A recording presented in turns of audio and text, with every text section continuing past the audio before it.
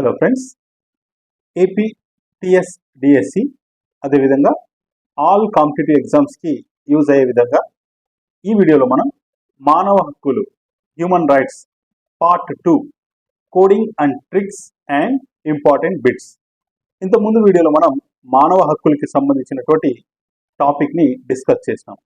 ఆ టాపిక్కి సంబంధించినటువంటి ఆర్టికల్స్ని అదేవిధంగా కొన్ని ఇంపార్టెంట్ బిట్స్ని ఎలా గుర్తుపెట్టుకోవాలో ఇప్పుడు మనము కోడింగ్ మరియు ట్రిక్స్ ద్వారా ఈ వీడియోలో నేర్చుకుందాం. రైట్. సో ఇంతకుముందు మనము డిస్కస్ చేసినటువంటి టాపిక్ ఏంటంటే యూడిహెచ్ఆర్ విశ్వజనీన మానవ హక్కుల ప్రకటనలోని హక్కులు మరియు అధికరణాలు అంటే ఆర్టికల్స్. సో ఈ టాపిక్ ఆల్రెడీ మనం డిస్కస్ చేసుకున్నాము. యూడిహెచ్ఆర్లో మనకి 30 ఆర్టికల్స్ ఉన్నాయి. విశ్వజనీన మానవ హక్కుల ప్రకటనలో 30 ఆర్టికల్స్ ఉన్నాయి. ఆ 30 ఆర్టికల్స్ని ఎలా గుర్తుపెట్టుకోవాలో ఇప్పుడు మనం చూద్దాం. ఆర్టికల్ 1, మానవులందరూ పుట్టినప్పటి నుంచి స్వేచ్ఛాజీవులు, హక్కులు గౌరవ విషయంలో అంతా సమానులే. All human beings are free and equal. So ఇది ఆర్టికల్ 1. అంటే పుట్టినప్పటి నుంచి మనుషులు స్వేచ్ఛాజీవులు అని ఆర్టికల్ 1 చెప్తుంది. మరి దీన్ని ఎలా గుర్తుపెట్టుకుంటామంటే చూడండి, all human beings are free and equal. Free and equal స్వేచ్ఛాజీవులు కాబట్టి ఫ్రీ అనేటువంటి కీవర్డ్ తీసుకుందాం మనము. సో ఫ్రీ అనేటువంటి వర్డ్ ఫస్ట్ లెటర్ ఎఫ్ని మనము ఎఫ్ ఫర్ ఫస్ట్గా రాసుకుంటే సో ఇక్కడ మనకి ఫస్ట్ అంటే 1 అంటే ఫస్ట్ ఆర్టికల్. ఓకేనా? స్వేచ్ఛాజీవులు హ్యూమన్ బీయింగ్స్ ఆర్ ఫ్రీ అనేటువంటి ఆర్టికల్ ఎలా గుర్తుపెట్టుకుంటామంటే ఈ ఫ్రీ అనేటువంటి పదంలో ఫస్ట్ లెటర్ ఎఫ్ని తీసుకుని ఎఫ్ ఫర్ ఫస్ట్గా రాసుకుంటే మనము ఇది ఆర్టికల్ 1 గురించి చెప్తుందని మనం గుర్తుపెట్టుకోవచ్చు. నెక్స్ట్ సెకండ్ వన్ చూడండి, ఆర్టికల్ 2, జాతి, మత, వర్ణ, భాష, ఆస్తి, హోదా వంటి వివక్షతో సంబంధం లేకుండా మానవులందరికీ ఈ హక్కులు సమానంగా ఉంటాయి. సో ఆర్టికల్ 2 మనకి ఏం చెప్తుందంటే జాతి, మత, వర్ణ, భాష, ఆస్తి, హోదా మొదలగు వంటి వివక్షతో సంబంధం లేకుండా మానవులందరికీ ఈ హక్కులు సమానంగా ఉంటాయి అని చెప్తుంది. మరి దీని ఎలా కూడా పెట్టుకుంటామంటే వీటన్నిటిని ఒకసారి అబ్జర్వ్ చేయండి. జాతి, మత, వర్ణ, భాష, ఆస్తి, హోదా. సో ఈ పదాలన్నింటిలో కూడా 2 అక్షరాలు ఉన్నాయి కదా, 2 లెటర్స్ చూడండి కదా. సో ఆ విధంగా మనము 2 లెటర్స్ ఉన్నాయి కాబట్టి ప్రతి పదంలో మనము ఇది 2వ ఆర్టికల్ అని గుర్తుపెట్టుకోవచ్చు. నెక్స్ట్ ఆర్టికల్ 3, ప్రతి వ్యక్తికి జీవించే హక్కు, స్వేచ్ఛ, భద్రతా హక్కులు ఉంటాయి. Right to life, Liberty, security. So article 3 ఏం చెప్తుందంటే ఈ 3 విషయాల గురించి చెప్తుంది. Life, Liberty, security. కాబట్టి 3 పదాలు ఉన్నాయి కాబట్టి ఈ ఆర్టికల్లో దీన్ని 3వ ఆర్టికల్ అని ఈజీగా మనము గుర్తుపెట్టుకోవచ్చు. 3 వర్డ్స్ గురించి మాట్లాడుతున్నాం కాబట్టి ఇది ఆర్టికల్ 3 అని అట్లా గుర్తుపెట్టుకుందాం. ఓకేనా? నెక్స్ట్ ఆర్టికల్ 4, బానిసత్వం ఏ రూపంలో ఉన్నా నిషేధము. సో బానిసత్వం అనేటువంటిది ఏ రూపంలో ఉన్నా నిషేధం. బానిసత్వం గురించి ఆర్టికల్ 4 చెప్తుంది కాబట్టి దీన్ని ఎలా గుర్తుపెట్టుకుంటామంటే బానిసత్వం అనేటువంటి పదం తీసుకుందాం. ఇందులో ఎన్ని అక్షరాలు ఉన్నాయో ఒకసారి చూద్దాం. బా, ని, సా, త్వం. సో 4 అక్షరాలు ఉన్నాయి కాబట్టి 4 లెటర్స్ ఉన్నాయి కాబట్టి ఇది 4th ఆర్టికల్. ఇట్లా ఇచ్చిన పదంలో ఏదైనా ఒక కీవర్డ్ తీసుకుని ఆ కీవర్డ్ నుంచి మనము ఇలా గుర్తుపెట్టుకోవడానికి ట్రై చేయొచ్చు. సో బానిసత్వంలో 4 లెటర్స్ ఉన్నాయి కాబట్టి ఇది 4th ఆర్టికల్ అని గుర్తుపెట్టుకుందాం. నెక్స్ట్ ఆర్టికల్ 5, ఏ వ్యక్తిని హింసలు పెట్టడానికి, క్రౌర్యానికి, అమానుషమైనటువంటి చర్యలకు గురి చేయరాదు. సో ఆర్టికల్ 5 ఏం చెప్తుందంటే ఏ వ్యక్తిని హింసలు పెట్టడానికి, క్రౌర్యానికి, అమానుషమైనటువంటి చర్యలకు గురి చేయరాదు. ఇందులో కీవర్డ్ వచ్చి హింస, హింసలు అనేటువంటి పదం తీసుకుందాం. రైట్. హింస అంటేనే మనకి ఎవరు గుర్తుకొస్తారు? అహింసావాది అయినటువంటి గాంధీ గుర్తుకొస్తారు. మరి గాంధీ గుర్తుకొస్తే గాంధీ జయంతి ఎప్పుడు మనకు తెలుసు కదా, అక్టోబర్ 2. మరి కోడ్ ఎలా రాసుకుంటామంటే అక్టోబర్ అంటే ఎన్నో నెల? 10వ నెల. సెకండ్ అంటే మనం ఇలా డేట్ ఇలా రాస్తాం, 10/2 ఇట్లా రాస్తాం కదా. సో 10/2 చేస్తే ఏమొస్తుంది? 5 వస్తుంది. ఈ విధంగా మనము ఆర్టికల్ 5 అని గుర్తుపెట్టుకోవచ్చు. ఓకేనా? సో మీకు కీవర్డ్ హింస అనేటువంటి పదం కనిపిస్తేనే మీకు ఇదంతా గాంధీ జయంతి అక్టోబర్ 2 అంటే 10/2 చేస్తే 5 వస్తుంది. అట్లా ఆర్టికల్ 5 అని గుర్తుపెట్టుకుందాం. నెక్స్ట్ ఆర్టికల్ 6, ఏ దేశంలోనైనా చట్టం ముందు అందరికీ అన్ని చోట్ల గుర్తింపు పొందేటువంటి హక్కు ఉంది. Right to recognition before the law. So ఇక్కడ గుర్తింపు అనేటువంటి పదాన్ని మనం కీవర్డ్గా తీసుకుందాం. ఇంగ్లీష్లో రికగ్నిషన్ అనేటువంటి పదాన్ని తీసుకుంటే కీవర్డ్ ఇప్పుడు మనం ఆర్టికల్ 6 రావాలా 6 కాబట్టి రికగ్నిషన్ అనేటువంటి పదం తీసుకుందాం. రికగ్నిషన్ లో ఫస్ట్ లెటర్ ఏమి? ఆర్. సో మనం తెలుగులో ఎలా చదువుతాం? ఆర్. దాన్ని ఆర్ని ఆరు అని అనుకుంటే 6 అయిపోతుంది. ఓకేనా? ఆ విధంగా సో గుర్తింపు రికగ్నిషన్ అంటేనే ఫస్ట్ లెటర్ ఆర్. ఆర్ అంటే ఆరు, అంటే 6వ ఆర్టికల్ అని గుర్తుపెట్టుకుందాం. ఓకేనా? రైట్. 7th article. చట్టం దృష్టిలో అందరూ సమానులే. చట్టం అందరికీ రక్షణ కల్పిస్తుంది. ఓకేనా? సో చట్టం దృష్టిలో అందరూ సమానులే అనేటువంటిది ఈ ఆర్టికల్ 7 చెప్తుంది. సమానులే అనేటువంటి పదాన్ని మనము కీవర్డ్ గా తీసుకుందాం. సమానులే అనేటువంటి పదంలో ఫస్ట్ లెటర్ సా అనేటువంటి సౌండ్ వస్తుంది మనకి. సా నుంచి 7 అని రాసుకోవచ్చా? ఓకేనా? సమానులే 7, సమానులే 7 ఇట్లా సౌండ్ మనకి రైమింగ్ ఉంది కాబట్టి సో చట్టం దృష్టిలో అందరూ సమానులే అంటేనే మనకి సమానులే నుంచి 7 అంటే 7 అని కోడ్ గుర్తుపెట్టుకుందాం. ఓకేనా? ఇది 7th ఆర్టికల్ అని గుర్తుపెట్టుకుందాం. Next article 8. వివిధ దేశాల్లో వారి రాజ్యాంగాలు ప్రసాదించినటువంటి ప్రాథమిక హక్కుల ఉల్లంఘన జరిగితే న్యాయస్థానాన్ని ఆశ్రయించవచ్చు. అంటే right to remedy. Right to remedy. Remedy అంటే మీనింగ్ ఏంటంటే నివారణ అంటాం మనం. ఓకేనా? సో అంటే ఇది ఏదైనా మనకి ప్రాథమిక హక్కులు ఉల్లంఘన జరిగితే దానికి నివారణ కోసము మనం న్యాయస్థానాన్ని, కోర్టుని ఆశ్రయించవచ్చు అని ఆర్టికల్ 8 చెప్తుంది. కాబట్టి ఉల్లంఘన అంటేనే మీకు ఇంగ్లీష్లో వర్డ్ రైట్ టు రెమెడీ అనేటువంటిది గుర్తుకొస్తే రెమెడీ అనేటువంటి పదం తీసుకుందాం. రెమెడీ అనేటువంటి పదంలో ఫస్ట్ లెటర్ ఏమి? ఆర్. సో ఆర్ చూడడానికి ఎలా ఉంటుందంటే కొద్దిగా రౌండ్ అప్ చేసేస్తే 8 లాగా కనిపిస్తుంది. ఓకేనా? ఆ విధంగా మనము ఇది ఆర్టికల్ 8 అని గుర్తుపెట్టుకుందాం. ఓకేనా? రెమెడీ నుంచి ఆర్ అనేటువంటి ఫస్ట్ లెటర్ నుంచి మనము ఇది 8 లాగా ఉంటుంది కాబట్టి ఇది ఆర్టికల్ 8 అని గుర్తుపెట్టుకుందాం. Next article 9. ఏ కారణం లేకుండా నిరంకుశంగా ఎవరిని అరెస్ట్ చేయరాదు, నిర్బంధించరాదు. ఓకేనా? సో ఆర్టికల్ 9 ఏం చెప్తుందంటే ఏ కారణం లేకుండా నిరంకుశంగా ఎవరిని అరెస్ట్ చేయరాదు. ఓకేనా? నిర్బంధించరాదు, రీజన్ లేకుండా అరెస్ట్ చేయకూడదు అని చెప్తుంది. కాబట్టి ఇప్పుడు దీన్ని ఎలా గుర్తుపెట్టుకుంటామంటే ఇందులో కీవర్డ్ అరెస్ట్ అనేటువంటి పదం తీసుకుందాం. మరి అరెస్ట్ అనేటువంటి పదం మనకి గుర్తుకొస్తేనే అరెస్ట్ ఎవరు చేస్తారు? పోలీసులు అరెస్ట్ చేస్తారు. గుర్తుపెట్టుకుంటే పోలీస్ అనేటువంటి పదంలో ఇంగ్లీష్ పదంలో first letter P.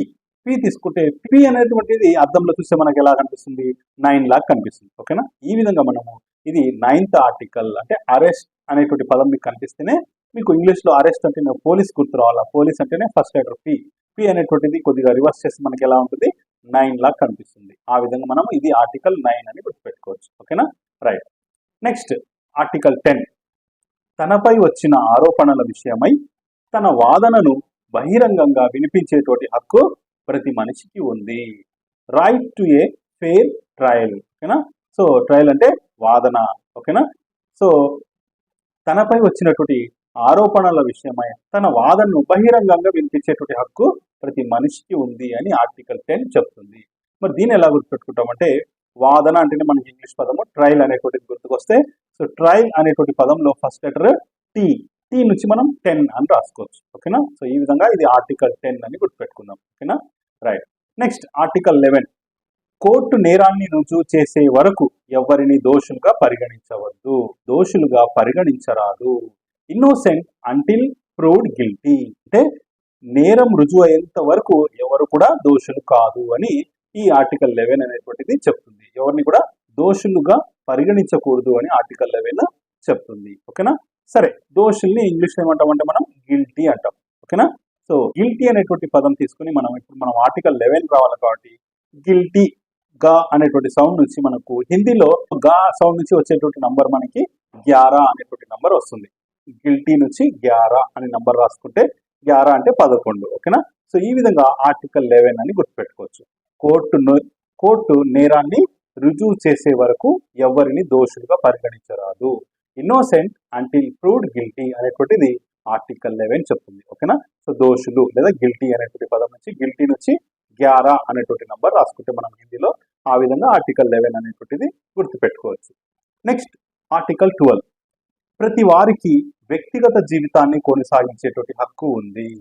Right to private life. అంటే వ్యక్తిగత జీవితాన్ని కొనసాగించేటువంటి హక్కు ప్రతి ఒక్కరికి కూడా ఉంది అని ఆర్టికల్ 12 చెప్తుంది. ఓకేనా? మరి దీన్ని ఎలా గుర్తుపెట్టుకుంటాం అంటే చూడండి, రైట్ టు ప్రైవేట్ లైఫ్ ఇది లైఫ్ గురించి, జీవితం గురించి చెప్తుంది కాబట్టి సో లైఫ్ అనేటువంటి పదం తీసుకున్నాం మనం కీవర్డ్. సో లైఫ్ అనేటువంటి పదంలో ఫస్ట్ లెటర్ ఏమిటంటే ఎల్. సో ఎల్ అంటే మనకి ఇంగ్లీష్ ఆల్ఫాబెట్ లో ఇది ఎన్నవ ఆల్ఫాబెట్ అంటే 12th వన్, అంటే 12వది లెటర్, అంటే 12వ లెటర్ ఎల్ అన్నమాట. ఓకేనా. ఆ విధంగా మనము రైట్ టు ప్రైవేట్ లైఫ్, వ్యక్తిగత జీవితాన్ని కొనసాగించేటువంటి హక్కు ఆర్టికల్ 12 అని గుర్తుపెట్టుకుందాం. నెక్స్ట్ ఆర్టికల్ 13, ప్రతి ఒక్కరూ ఎక్కడైనా స్వేచ్ఛగా స్థిర నివాసం ఏర్పరచుకునేటువంటి హక్కు ఉంది. Freedom to movement and resident, అంటే ప్రతి ఒక్కరూ ఎక్కడైనా వాళ్ళ యొక్క స్థిర నివాసాన్ని ఏర్పరచుకునేటువంటి హక్కు ఉంది అని ఆర్టికల్ 13 చెప్తుంది. ఓకేనా. సో ఇంగ్లీష్లో freedom to movement and resident అంటారు. సో ఇక్కడ కీవర్డ్ వచ్చి మనం మూమెంట్ అనేటువంటిది తీసుకుందాం. మూమెంట్ అనేటువంటి పదంలో ఫస్ట్ లెటర్ ఏమి? ఎం. సో ఎం అనేటువంటిది ఇంగ్లీష్ ఆల్ఫాబెట్లో 13th లెటర్ అన్నమాట, 13వ అక్షరం. కాబట్టి ఈ విధంగా మనము ఆర్టికల్ 13ని ఈ విధంగా freedom to movement and resident అనేటువంటి, సో ఎం అనేటువంటి ఫస్ట్ లెటర్ నుంచి 13 అని రాసుకుంటే ఇది 13th ఆర్టికల్ అని మనం గుర్తుపెట్టుకోవచ్చు. నెక్స్ట్ 14th ఆర్టికల్ చూడండి, మరో దేశంలో శరణు పొందేటువంటి హక్కు ప్రతి ఒక్కరికి ఉంది. Right to అజైలమ్. సో దీన్ని ఎలా గుర్తుపెట్టుకుంటామంటే శరణు, శరణు అనేటువంటి పదం తీసుకుందాం కీవర్డ్. శరణులో లాస్ట్ సౌండ్ నా సౌండ్ తీసుకుందాం. శరణు ను ను అంటే నా సౌండ్ నుంచి, ఇంగ్లీష్లో లెటర్ వచ్చి నా సౌండ్ ఎన్ కదా. సో ఎన్ అంటే మనకి ఎన్నవ అక్షరం ఆల్ఫాబెట్లో అంటే 14. ఆ విధంగా మనము ఆర్టికల్ 14 అనేటువంటిది శరణు గురించి చెప్తుంది. అంటే మరో దేశంలో శరణు పొందేటువంటి హక్కు ప్రతి ఒక్కరికి ఉంది అని ఆర్టికల్ 14 చెప్తుందని ఈ విధంగా మనం శరణు నా సౌండ్ నుంచి ఎన్ రాసుకుని ఎన్ నుంచి 14 అని గుర్తుపెట్టుకోవచ్చు. నెక్స్ట్ ఆర్టికల్ 15, జాతీయత హక్కు ప్రతి ఒక్కరికి ఉంది. అంతేగాక జాతీయ పౌరసత్వాన్ని మార్చుకునేటువంటి హక్కు కూడా ఉంది. రైట్ టు నేషనాలిటీ, నేషనాలిటీని మనము ఆరిజిన్ అని కూడా అంటాం. అంటే పౌరసత్వము అంటే ఏ దేశానికి చెందిన వారు అంటాం కదా, ఆ విధంగా. అంటే ప్రతి ఒక్కరికి జాతీయతను పొందేటువంటి హక్కు ఉంది, నేషనాలిటీ అనే పొందేటువంటి హక్కు ఉంది అనేటువంటిది ఆర్టికల్ 15 చెప్తుంది. అంటే ఒక దేశం నుంచి ఇంకొక దేశం వెళ్ళి అక్కడ తన పౌరసత్వాన్ని పొందేటువంటి, మార్చుకునేటువంటి హక్కు ఉంది అని ఆర్టికల్ 15 చెప్తుంది. ఓకేనా. Right to nationality. So nationality మామూలుగా మనము మన ఆరిజిన్ అంటే నువ్వు ఏ దేశస్థుడు అంటాం కదా, అట్లా ఆరిజిన్, నేషనాలిటీ అంటేనే ఆరిజిన్ అనేటువంటి పదం గుర్తుకొస్తే, ఆరిజిన్ అనేటువంటి పదంలో ఫస్ట్ లెటర్ ఓ. ఓ అంటే మనకి ఎన్నవ అక్షరం అంటే ఇంగ్లీష్ ఆల్ఫాబెట్లో 15th లెటర్. ఆ విధంగా మనం ఆర్టికల్ 15 ఈ పౌరసత్వం గురించి, ఓకేనా, ఆరిజిన్ గురించి చెప్తుంది, నేషనాలిటీ గురించి చెప్తుంది అని మనము గుర్తుపెట్టుకోవచ్చు. ఓకేనా. నేషనాలిటీ అంటేనే మీకు ఆరిజిన్ అనేటువంటి పదం కూడా గుర్తు రావాలి. ఆ విధంగా మనము ఆరిజిన్ నుంచి 15 అని, ఆరిజిన్ నుంచి ఓ అనేటువంటి ఫస్ట్ లెటర్ నుంచి 15 అనేటువంటి నంబర్ ద్వారా ఇది ఆర్టికల్ 15 అని మనం గుర్తుపెట్టుకోవచ్చు. నెక్స్ట్ ఆర్టికల్ 16, స్త్రీ పురుషులందరికీ వివాహం చేసుకునేటువంటి హక్కు, కుటుంబాన్ని కలిగి ఉండేటువంటి హక్కు ఉంది. Right to marry and have family, అంటే ప్రతి ఒక్కరికి కూడా, అంటే స్త్రీ పురుషులందరికీ కూడా మ్యారేజ్ చేసుకునేటువంటి హక్కు ఉంది, చేసుకుని కుటుంబాన్ని కూడా కలిగి ఉండేటువంటి హక్కు ఉంది అని ఆర్టికల్ 16 చెప్తుంది. ఓకేనా. మరి దీన్ని ఎలా గుర్తుపెట్టుకుంటామంటే, సో వివాహము తెలుగు పదము, ఇంగ్లీష్ వచ్చి మ్యారీ లేదా మ్యారేజ్. సో మ్యారీ అనేటువంటి పదం తీసుకున్నాం. సో వివాహాన్ని ఇంకో మనం తెలుగులో పర్యాయ పదము పెళ్లి అని కూడా అంటాం కదా. సో వివాహం అంటే పెళ్లి అనేటువంటిది, మ్యారేజ్ లేదా మ్యారీ. ఓకేనా. మ్యారీ నుంచి తెలుగు పదం పెళ్లి కూడా గుర్తుకొస్తుంది కదా. సో పెళ్లిని ఇంగ్లీష్లోనే రాస్తున్నాం, పెళ్లి అని రాస్తే ఇందులో పెళ్లిలో ఫస్ట్ లెటర్ ఏమి? పి.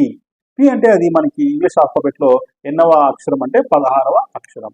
ఆ విధంగా ఆర్టికల్ 16 అని గుర్తుపెట్టుకోవచ్చు. ఓకేనా. స్త్రీ పురుషులందరికీ వివాహం చేసుకునే హక్కు ఉంది అంటేనే మనకు వివాహం అంటేనే మ్యారేజ్ లేదా మ్యారీ గుర్తుకొస్తే, మ్యారీ అంటేనే మనకు ఇంకొక పదం తెలుగులో పెళ్లి అనేటువంటిది కూడా గుర్తు రావాలి. పెళ్లిని ఇంగ్లీష్లో రాసుకొని ఫస్ట్ లెటర్ పి అని రాసుకొని పి నుంచి 16th లెటర్, ఆ విధంగా మనము ఆర్టికల్ 16 అని గుర్తుపెట్టుకోవచ్చు. Okay, right. Next 17th article, ఆస్తి కలిగి ఉండేటువంటి హక్కు ప్రతి ఒక్కరికి ఉంది. ఆ కారణంగా ఈ హక్కును ఎవరు రద్దు చేయరాదు. Right to own property. So ప్రతి ఒక్కరు కూడా ఆస్తిని కలిగి ఉండేటువంటి హక్కు ఉంది అని ఆర్టికల్ 17 మనకు చెప్తుంది. ఓకేనా, రైట్. ఇప్పుడు దీన్ని ఎలా గుర్తుపెట్టుకుంటామంటే ఒక కోడ్ అనేటువంటిది రాసుకున్నాం. ఆస్తి అంటేనే ఆస్తికి సంబంధించి ఒక కోడ్ ఈ విధంగా రాసుకున్నాం. పెద్దలు పెట్టినటువంటి ఆస్తిని పంచుకునేటప్పుడు ఒకరికి ఎక్కువ ఒకరికి తక్కువ వస్తే, తక్కువ వచ్చిన వారు పెద్దగా ఏడుస్తారు, ఇట్లా కొట్లాడతారు, బాధపడతారు. దాన్ని నేను పెద్దగా ఏడుస్తారు అని ఒక కోడ్ రాసుకున్నాను. ఓకేనా. పెద్ద 7 అంటే 17. ఆ విధంగా మనం ఆర్టికల్ 17 ఆస్తి గురించి చెప్తుంది అని మనము గుర్తుపెట్టుకోవచ్చు. ఓకేనా? సో దానికోసం ఈ కోడ్ గుర్తు రావాలి మనకి. పెద్దలు పెట్టిన ఆస్తిని పంచుకునేటప్పుడు ఒకరికి ఎక్కువ ఒకరికి తక్కువ వస్తే తక్కువ వచ్చిన వారు పెద్దగా ఏడుస్తారు అని మనము కోడ్ గుర్తు పెట్టుకుంటే పెద్దగా ఏడుస్తారు అంటే 17 ఆర్టికల్ 17 ఆస్తి గురించి చెప్తుంది అని మనము గుర్తుపెట్టుకోవచ్చు. నెక్స్ట్ ఆర్టికల్ 18 ప్రతి ఒక్కరికి భావ ప్రకటన స్వేచ్ఛ, మత స్వేచ్ఛ, మతాన్ని మార్చుకునేటువంటి స్వేచ్ఛ ఉన్నాయి. Freedom of thought and religion. ఓకేనా? సో మత స్వేచ్ఛ, మతాన్ని మార్చుకునేటువంటి స్వేచ్ఛ గురించి ఆర్టికల్ 18 చెప్తుంది. ఓకేనా? సో ఇంగ్లీష్లో రిలీజియన్ అంటాం, మతం అంటేనే రిలీజియన్. మరి 18 అనేటువంటిది ఎలా గుర్తుపెట్టుకుంటాం అంటే రిలీజియన్ అనేటువంటి పదంలో ఫస్ట్ లెటర్ ఏమి R. So R, first letter R. R అంటే ఇంగ్లీష్ ఆల్ఫాబెట్లో అది ఎన్నవ లెటర్ అంటే 18th లెటర్. కాబట్టి డైరెక్ట్ గా మనము ఇది ఆర్టికల్ 18 అని గుర్తుపెట్టుకోవచ్చు. ఓకేనా? రైట్. రిలీజియన్ అంటేనే ఆర్, ఫస్ట్ లెటర్ ఆర్ నుంచి మనం 18 రాసుకొని ఆర్టికల్ 18 అని మనము మత స్వేచ్ఛ, మతాన్ని మార్చుకునే స్వేచ్ఛ గురించి మనం గుర్తుపెట్టుకోవచ్చు. నెక్స్ట్ ఆర్టికల్ 19 భౌగోళిక సరిహద్దులతో సంబంధం లేకుండా అభిప్రాయం, భావాలను ప్రకటించేటువంటి హక్కు, ప్రచార సాధనాల నుండి సమాచారాన్ని పొందేటువంటి హక్కు ప్రతి ఒక్కరికి ఉంది అని ఆర్టికల్ 19 చెప్తుంది. ఓకేనా?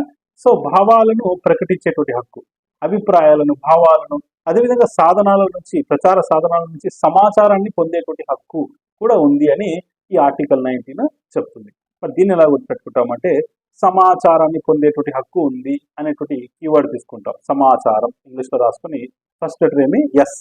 సో ఎస్ అంటే అది ఎన్నవ లెటర్ అంటే 19th లెటర్. ఆ విధంగా ఆర్టికల్ 19 అనేటువంటిది సమాచారాన్ని పొందేటువంటి హక్కు, ప్రచార సాధనాల నుంచి సమాచారాన్ని పొందే హక్కు, అదేవిధంగా భావాలను ప్రకటించే హక్కు అనేటువంటిది కూడా ఉంది అని మనం ఆర్టికల్ 19 చెప్తుంది. ఈ విధంగా మనం దీన్ని గుర్తుపెట్టుకోవచ్చు. Okay, right. ఆర్టికల్ 20 ప్రతి ఒక్కరికి శాంతియుతంగా సమావేశాలు నిర్వహించుకునేటువంటి హక్కు ఉంది.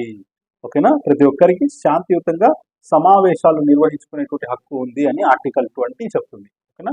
మరి దీన్ని ఎలా గుర్తుపెట్టుకుంటామంటే శాంతియుతంగా అనేటువంటి పదంలో శాంతి అనేటువంటి పదం తీసుకుందాం. శాంతిని ఇంగ్లీష్లో ఏమంటాం? పీస్ అంటాం. ఓకేనా? ఇప్పుడు మనకి 20 రావాల నంబర్. 20 ఎలా వస్తుందంటే పీస్కి మనకి రిలేటెడ్గా హిందీలో బీస్ అంటాం. ఓకేనా? సౌండ్ చూడండి, పీస్, బీస్. ఓకేనా? సో ఆ విధంగా మనము పీస్ అంటే బీస్ అనేటువంటి నంబర్ మనకి హిందీలో 20 అనేటువంటిది గుర్తుకొస్తే ఇది ఆర్టికల్ 20 అని మనము ఈజీగా గుర్తుపెట్టుకోవచ్చు. ఓకేనా? సో ఆ విధంగా ఆర్టికల్ 20 అనేటువంటిది శాంతియుతంగా సమావేశాలు నిర్వహించుకునేటువంటి హక్కు ఉంది, దాని గురించి చెప్తుంది అని మనం గుర్తుపెట్టుకోవచ్చు. నెక్స్ట్ ఆర్టికల్ 21 ప్రత్యక్షంగా కానీ పరోక్షంగా కానీ దేశ పాలనా వ్యవస్థలో పాల్గొనేటువంటి హక్కు, స్వేచ్ఛ ఓటింగ్ విధానం ద్వారా లేదా సార్వజనీన సమాన హక్కు ద్వారా ప్రభుత్వాలను ఎన్నుకునేటువంటి హక్కు ప్రతి ఒక్కరికి ఉంది అని ఆర్టికల్ 21 చెప్తుంది. ఓకేనా? సో ఓటింగ్ విధానం ద్వారా మనము ప్రభుత్వాలను ఎన్నుకునేటువంటి హక్కు ఉంది అనేటువంటిది ఆర్టికల్ 21 చెప్తుంది. కాబట్టి దీన్ని ఎలా గుర్తుపెట్టుకుంటామంటే ఇక్కడ చూడండి, సార్వజనీన సమాన హక్కు, యూనివర్సల్ రైట్ అంటాం దీన్ని. ఓకేనా? యూనివర్సల్ రైట్, మనము ఓటింగ్ ద్వారా ప్రభుత్వాలను ఎన్నుకోవచ్చు అని ఆర్టికల్ 21 చెప్తుంది. మరి దీన్ని ఎలా గుర్తుపెట్టుకుంటామంటే సార్వజనీన అనేటువంటి పదం తీసుకుందాం. సార్వజనీన అనేటువంటి కీవర్డ్ నుంచి మనం సార్వజనీన అంటే ఇంగ్లీష్లో యూనివర్సల్ అంటాం. యూనివర్సల్ అంటే యు అనేటువంటి ఫస్ట్ లెటర్ తీసుకుందాం. ఓకేనా? యు అంటే మనకి ఇంగ్లీష్ ఆల్ఫాబెట్లో 21st లెటర్. ఆ విధంగా మనకి సార్వజనీన సమాన ఓటు హక్కు ద్వారా ప్రభుత్వాలు ఎన్నుకునే హక్కు ఉంది అని మనము ఆర్టికల్ 21 గుర్తుపెట్టుకోవచ్చు. లేదా ఇంకొక రకంగా ఓటింగ్ అంటేనే మనకి చూడండి, జనరల్గా 18 years పడితే ఓటింగ్ అనేటువంటి హక్కు ఉంటుంది. సో కోడింగ్ కోసం నేను 21 years ఏజ్ వచ్చిన తర్వాత ఓటింగ్ హక్కు ఉంటుంది అని జస్ట్ కోడింగ్ కోసం. యాక్చువల్లీ మనం 18 years వస్తే ఓటు హక్కుకు మనము అర్హులన్నమాట. ఓకే, కోడింగ్ కోసము 21 అనేటువంటి నంబర్ కూడా మనం గుర్తుపెట్టుకుందాం. సో ఓటింగ్ అంటే 18తో పాటు 21 అనేటువంటి నంబర్ ఏజ్ అనేటువంటిది కూడా గుర్తుపెట్టుకుంటే ఇది 21st ఆర్టికల్ అని మనము గుర్తుపెట్టుకోవచ్చు. నెక్స్ట్ ఆర్టికల్ 22 సమాజంలో ప్రతి మనిషికి సామాజిక భద్రతను కోరేటువంటి హక్కు ఉంది. సామాజిక భద్రత, right to social security. Social security, so keyword వచ్చి సామాజిక భద్రతను కోరేటువంటి హక్కు ఉంది, సోషల్ సెక్యూరిటీ. దీన్ని ఎలా గుర్తుపెట్టుకుంటామంటే సోషల్ సెక్యూరిటీలో సోషల్లో ఎస్ అనేటువంటి లెటర్ తీసుకున్నాం, సెక్యూరిటీలో కూడా ఎస్ అనేటువంటి లెటర్ తీసుకున్నాం. ఎస్. ఓకేనా? సో సోషల్ సెక్యూరిటీ ఎస్ తీసుకుని ఇప్పుడు ఎస్ జనరల్గా మనకి ఎలా ఉంటుందంటే కొద్దిగా మిర్రర్లో చూస్తే 22 లా కనిపిస్తుంది. ఓకేనా? ఎస్ 22. అట్లా డబుల్ నంబర్ మనం 2 అని రాసుకుంటే ఇది ఆర్టికల్ 22 అని గుర్తుపెట్టుకోవచ్చు. ఓకేనా. సో సోషల్ సెక్యూరిటీ, సామాజిక భద్రత అంటే ఎస్ఎస్ అనేటువంటి ఫస్ట్ లెటర్స్ తీసుకుందాము. ఎస్ఎస్ని మనం మిర్రర్లో చూస్తే 22 లాగా కనిపిస్తుంది. ఓకేనా. ఆ విధంగా ఆర్టికల్ 22 సామాజిక భద్రతను కోరేటువంటి హక్కు ఉంది అని మనము గుర్తుపెట్టుకోవచ్చు. నెక్స్ట్ ఆర్టికల్ 23 ప్రతి మనిషికి సమాన పనికి సమాన వేతనం పొందేటువంటి హక్కు ఉంది. Right to work. ఓకేనా. సో సమాన పనికి సమాన వేతనం అనేటువంటిది పొందేటువంటి హక్కు ఉంది అని ఆర్టికల్ 23 చెప్తుంది. సో ఇక్కడ పని గురించి చెప్తున్నాం, వర్క్ గురించి చెప్తున్నాం కాబట్టి కీవర్డ్ వర్క్ అనేటువంటి వర్డ్ తీసుకున్నాం.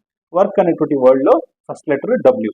డబ్ల్యూ అంటే మనకి ఇంగ్లీష్ ఆల్ఫాబెట్లో ఎన్నవ లెటర్ అంటే 23rd లెటర్. ఓకేనా. ఈ విధంగా ఇది 23rd ఆర్టికల్, 23వ ఆర్టికల్ అనేటువంటిది మనము పనికి సంబంధించి వర్క్ సంబంధించి వస్తే గుర్తుపెట్టుకోవచ్చు. Next article 24. ఆర్టికల్ 24 ఏం చెప్తుందంటే ఉన్నత ప్రమాణాలతో కూడిన ఆరోగ్యాన్ని పొందేటువంటి హక్కు ఉంది. ఓకేనా. సో మనకు ఉన్నత ప్రమాణాలతో కూడినటువంటి ఆరోగ్యాన్ని ప్రతి ఒక్కరికి ఆరోగ్యాన్ని పొందేటువంటి హక్కు ఉంది అనేటువంటిది 24 ఆర్టికల్ చెప్తుంది. మరి ఆరోగ్యం అంటే మనకి చూడండి, కోడింగ్ ఇలా రాసుకున్నాం. ఆరోగ్యం అంటే మనకు ఆరోగ్యం అనేటువంటిది మనం ఆరోగ్యం పొందాలంటే 24/7 మనకి యాక్సెస్ ఉండాలి. ఎక్కడి నుంచైనా మనము సర్వీస్ అనేటువంటి పొందేటట్టు ఉండాలి. అంటే ఆరోగ్యం అంటే మనకి 24 గంటలు మనము ఆరోగ్యంగా ఉండాలి. ఓకేనా. సో ఆరోగ్యం అంటే మనకి 24/7 అని గుర్తుకొస్తే ఇది 24th ఆర్టికల్ అని గుర్తుపెట్టుకోవచ్చు. నెక్స్ట్ ఆర్టికల్ 25 ప్రతి వ్యక్తికి తిండి, గుడ్డ, గూడు, వైద్య సదుపాయం, సామాజిక రక్షణ పొందేటువంటి హక్కు ఉంది.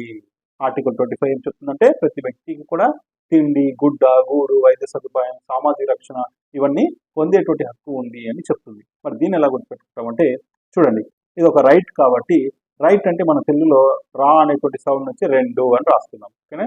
రైట్ ఒక హక్కు. ఓకే. 2 రైట్ నుంచి 2. తర్వాత 5 అనేటువంటి నంబర్ ఎలా వస్తుందంటే ఇప్పుడు ఏ విషయాల గురించి మాట్లాడుతున్నాం మనము? తిండి, గుడ్డ, గూడు, వైద్య సదుపాయం, సామాజిక రక్షణ ఇవన్నీ కూడా ఎన్ని పదాలు ఉన్నాయి? 5 పదాలు ఉన్నాయి. సో ఆ విధంగా ఇవి 5 పదాలు 5. సో రైట్ నుంచి 2 అని రాసుకుంటే రా సౌండ్ నుంచి 2 అని రాసుకున్నాము. ఇవి 5 పదాలు ఉన్నాయి. 2 5 అంటే 25. ఓకేనా. సో ఇట్లా తిండి, గుడ్డ, గూడు, వైద్య సదుపాయం, సామాజిక రక్షణ అంటే 5 పదాలు ఇవి.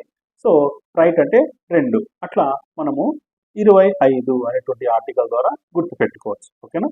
రైట్. Next article 26. ఆర్టికల్ 26 ఏం చెప్తుందంటే ప్రతి వ్యక్తికి చదువుకునేటువంటి హక్కు ఉంది. ప్రతి వ్యక్తికి చదువుకునేటువంటి హక్కు ఉంది. Right to education. ఓకేనా. సో ఇది 26 ఆర్టికల్ 26.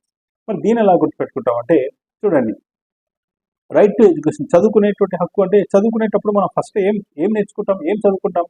అక్షరాలు నేర్చుకుంటాం. అట్లా ఇంగ్లీష్లో అక్షరాలు వచ్చి A to Z అనేటువంటి అక్షరాలను నేర్చుకుంటాం. మొత్తం అవి ఎన్ని లెటర్స్ ఉన్నాయి మనకి ఇంగ్లీష్లో అంటే 26 లెటర్స్ ఉన్నాయి.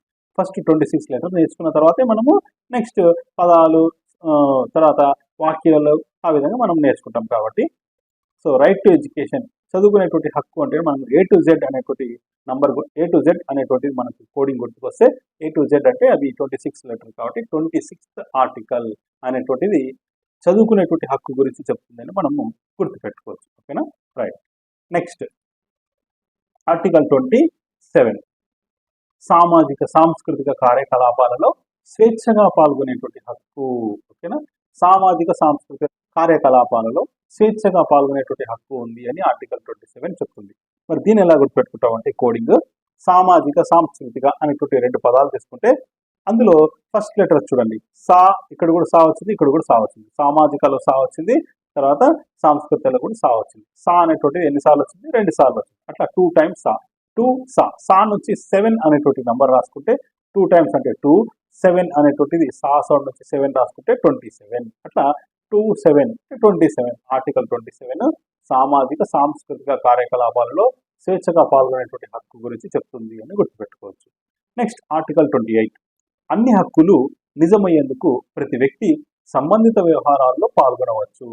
Right to a free and fair world. ఓకేనా.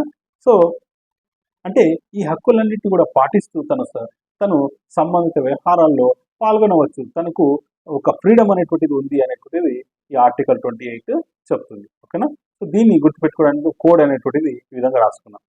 ఇరువైపులా ఎనిమీస్ లేకుండా ఫ్రీ ప్రపంచంలో బ్రతకాలి. సో ప్రపంచంలో మనకి ప్రతి చోట ఎనిమీస్ అనేటువంటి వారు ఉంటారు. సో దీన్ని మనం గుర్తుపెట్టుకోవడానికి ఎనిమీస్ అంటే 8 లాగా గుర్తుపెట్టుకున్నాను. ఇరువైపులా అంటే రెండు వైపులా. ఓకేనా? సో ఇరు అంటే రెండు అని అర్థం. ఇరువైపులా ఎనిమీస్ లేకుండా ఫ్రీ ప్రపంచంలో బ్రతకాలి. ఓకేనా? అట్లా కోడింగ్ గుర్తుపెట్టుకుంటే ఇరువైపులా అంటే రెండు, ఎనిమీస్ అంటే 8 2 8 అంటే 28 అనేటువంటి ఆర్టికల్. సో వీటి గురించి సంబంధిత వ్యవహారాలు పాల్గొనవచ్చు. Right to a free and fair world అని మనం ఆర్టికల్ 28 చెప్తుంది అని గుర్తుపెట్టుకోవచ్చు. Next article 29. ప్రతి వ్యక్తి సామాజిక బాధ్యతలు నిర్వహించాలి. సామాజిక బాధ్యతలు, సోషల్ రెస్పాన్సిబిలిటీస్ అనేటువంటిది ప్రతి ఒక్కరు పాటించాలని ఆర్టికల్ 29 అనేటువంటిది చెప్తుంది. మరి దీని ఎలా గుర్తుపెట్టుకుంటామంటే సామాజిక బాధ్యతలు అనేటువంటి రెండు పదాల్లో సా నుంచి సా అంటే ఎస్ అనేటువంటి లెటర్ రాసుకున్న సౌండ్, బా బాధ్యతలు అంటే బా సౌండ్ నుంచి బి రాసుకున్నా, ఎస్ బి. సో ఎస్ అంటే మనకి ఎన్నవ లెటర్ ఇది? 19th letter. బి అంటే సెకండ్ లెటర్. ఓకేనా? సో 19 2 రెండు ఉన్నాయి. సో దీనికి మనకి 29 ఆర్టికల్ రావాలి కాబట్టి ఫస్ట్ 2 అనేటువంటిది బి సౌండ్ నుంచి 2 అనేటువంటిది రాసుకుని 19లో 9 ఒకటే తీసుకుంటా. ఆ విధంగా 29 అని రాసుకోవచ్చు. ఓకేనా? సామాజిక బాధ్యతలు అంటే ఎస్బి 19 2 వస్తుంది. సో 2 1 తీసేసి 2 పెడుతున్నా 29. ఓకేనా? ఆర్టికల్ 29 అని గుర్తుపెట్టుకోవచ్చు. Next last article 30. ఏ దేశం కానీ ఏ వ్యక్తి కానీ తమకు అనుకూలంగా పై హక్కులను నిర్వహించడానికి వీలు లేదు. ఏ దేశం కూడా వాళ్ళకు నచ్చిన విధంగా ఈ హక్కులు మార్చుకోవడానికి లేదు అని ఆర్టికల్ 30 చెప్తుంది. ఓకేనా? మరి దీన్ని ఎలా గుర్తుపెట్టుకుంటామంటే చిన్న కోడ్ రాస్తున్నాం. హక్కులకు ఎలాంటి ముప్పు రాకూడదు అంటే ఏ దేశమైనా సరే, ఏ దేశంలో అయినా సరే వ్యక్తులకు సంబంధించినటువంటి హక్కులకు ఎలాంటి ముప్పు రాకూడదు అనేటువంటిది ఆర్టికల్ 30 చెప్తుంది అని గుర్తుపెట్టుకుంటే 30 నుంచి 30 అని నంబర్ రాసుకుంటే మనము ఇది ఆర్టికల్ 30 అని గుర్తుపెట్టుకోవచ్చు. ఓకేనా? సో ఈ విధంగా మనము విశ్వజనీన మానవ హక్కుల ప్రకటన, so universal declaration of human rights లో ఉన్నటువంటి 30 ఆర్టికల్స్ ని ఈ విధంగా మనం గుర్తుపెట్టుకోవచ్చు. ఓకే? ఇవి ప్రపంచవ్యాప్తంగా విశ్వజనీన మానవ హక్కులు అన్నమాట. ప్రపంచవ్యాప్తంగా ఉన్నటువంటి మానవ హక్కులు, అందులో ఉన్నటువంటి 30 ఆర్టికల్స్. ఓకేనా? రైట్.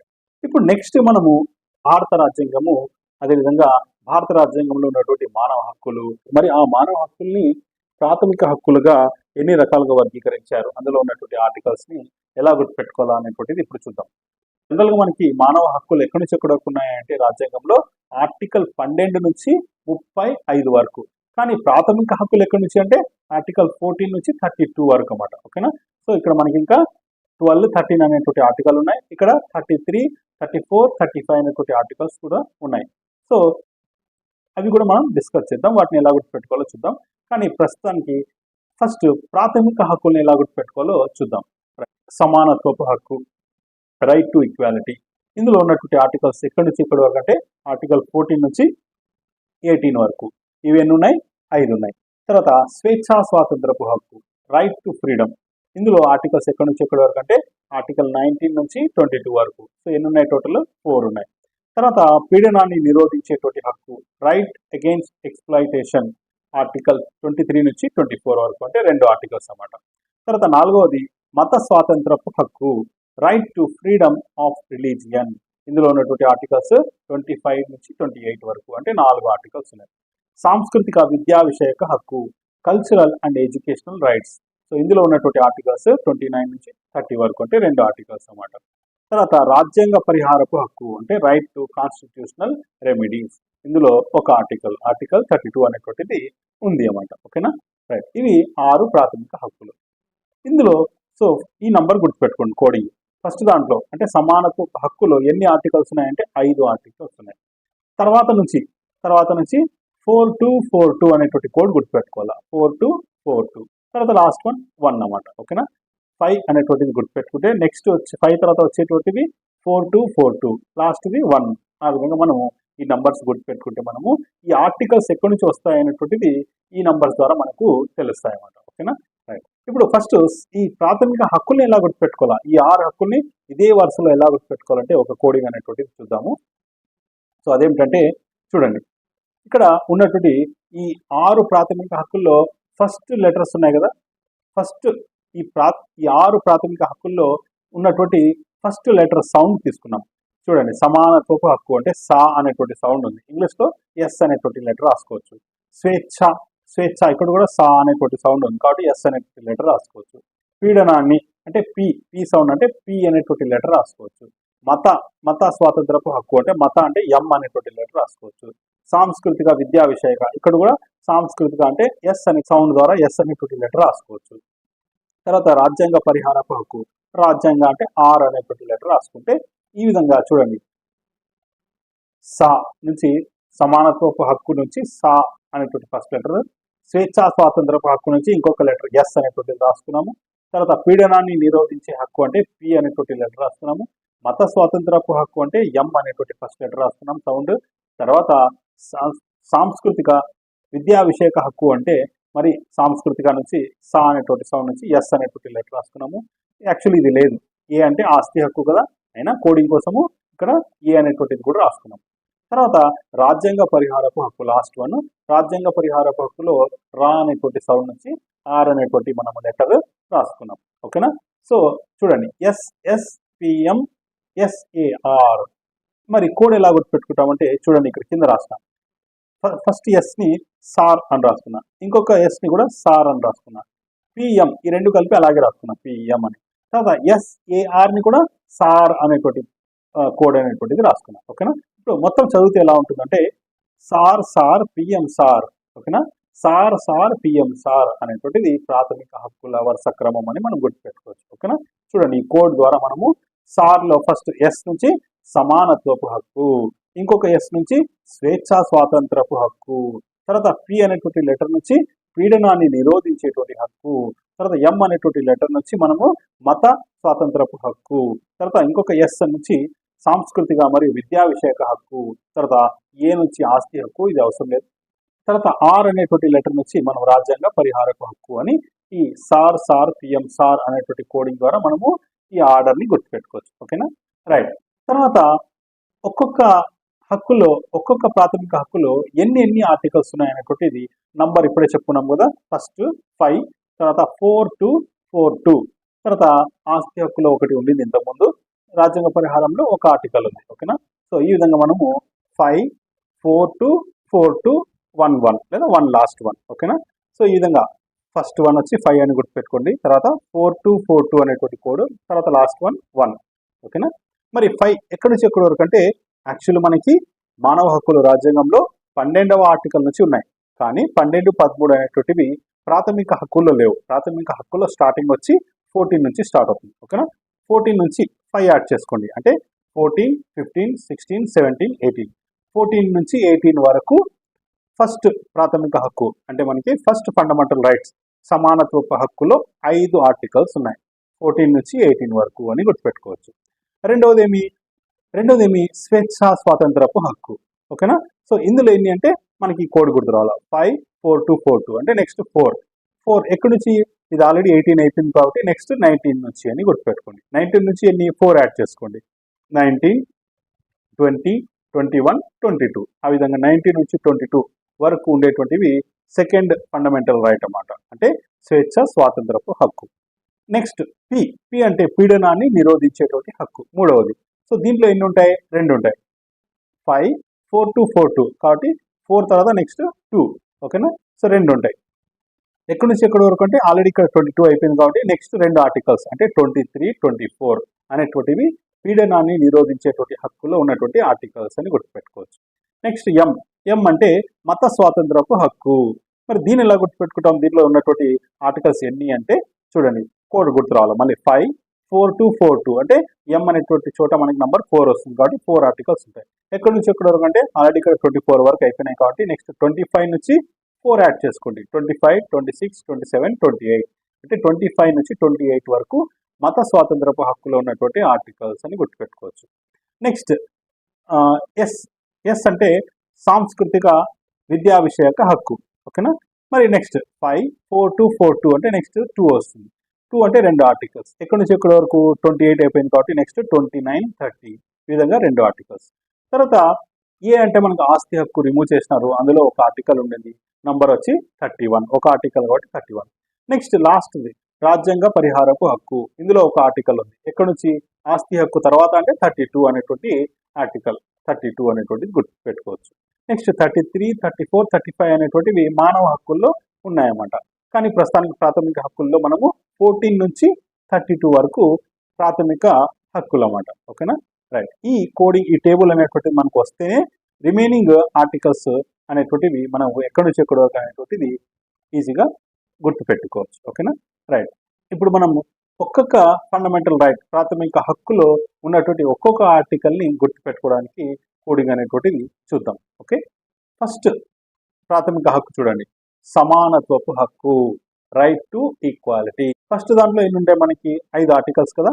సో 14 నుంచి 5 యాడ్ చేసుకుంటే 18 వరకు, 14 to 18 వరకు రైట్ టు ఈక్వాలిటీ, సమానత్వపు హక్కు.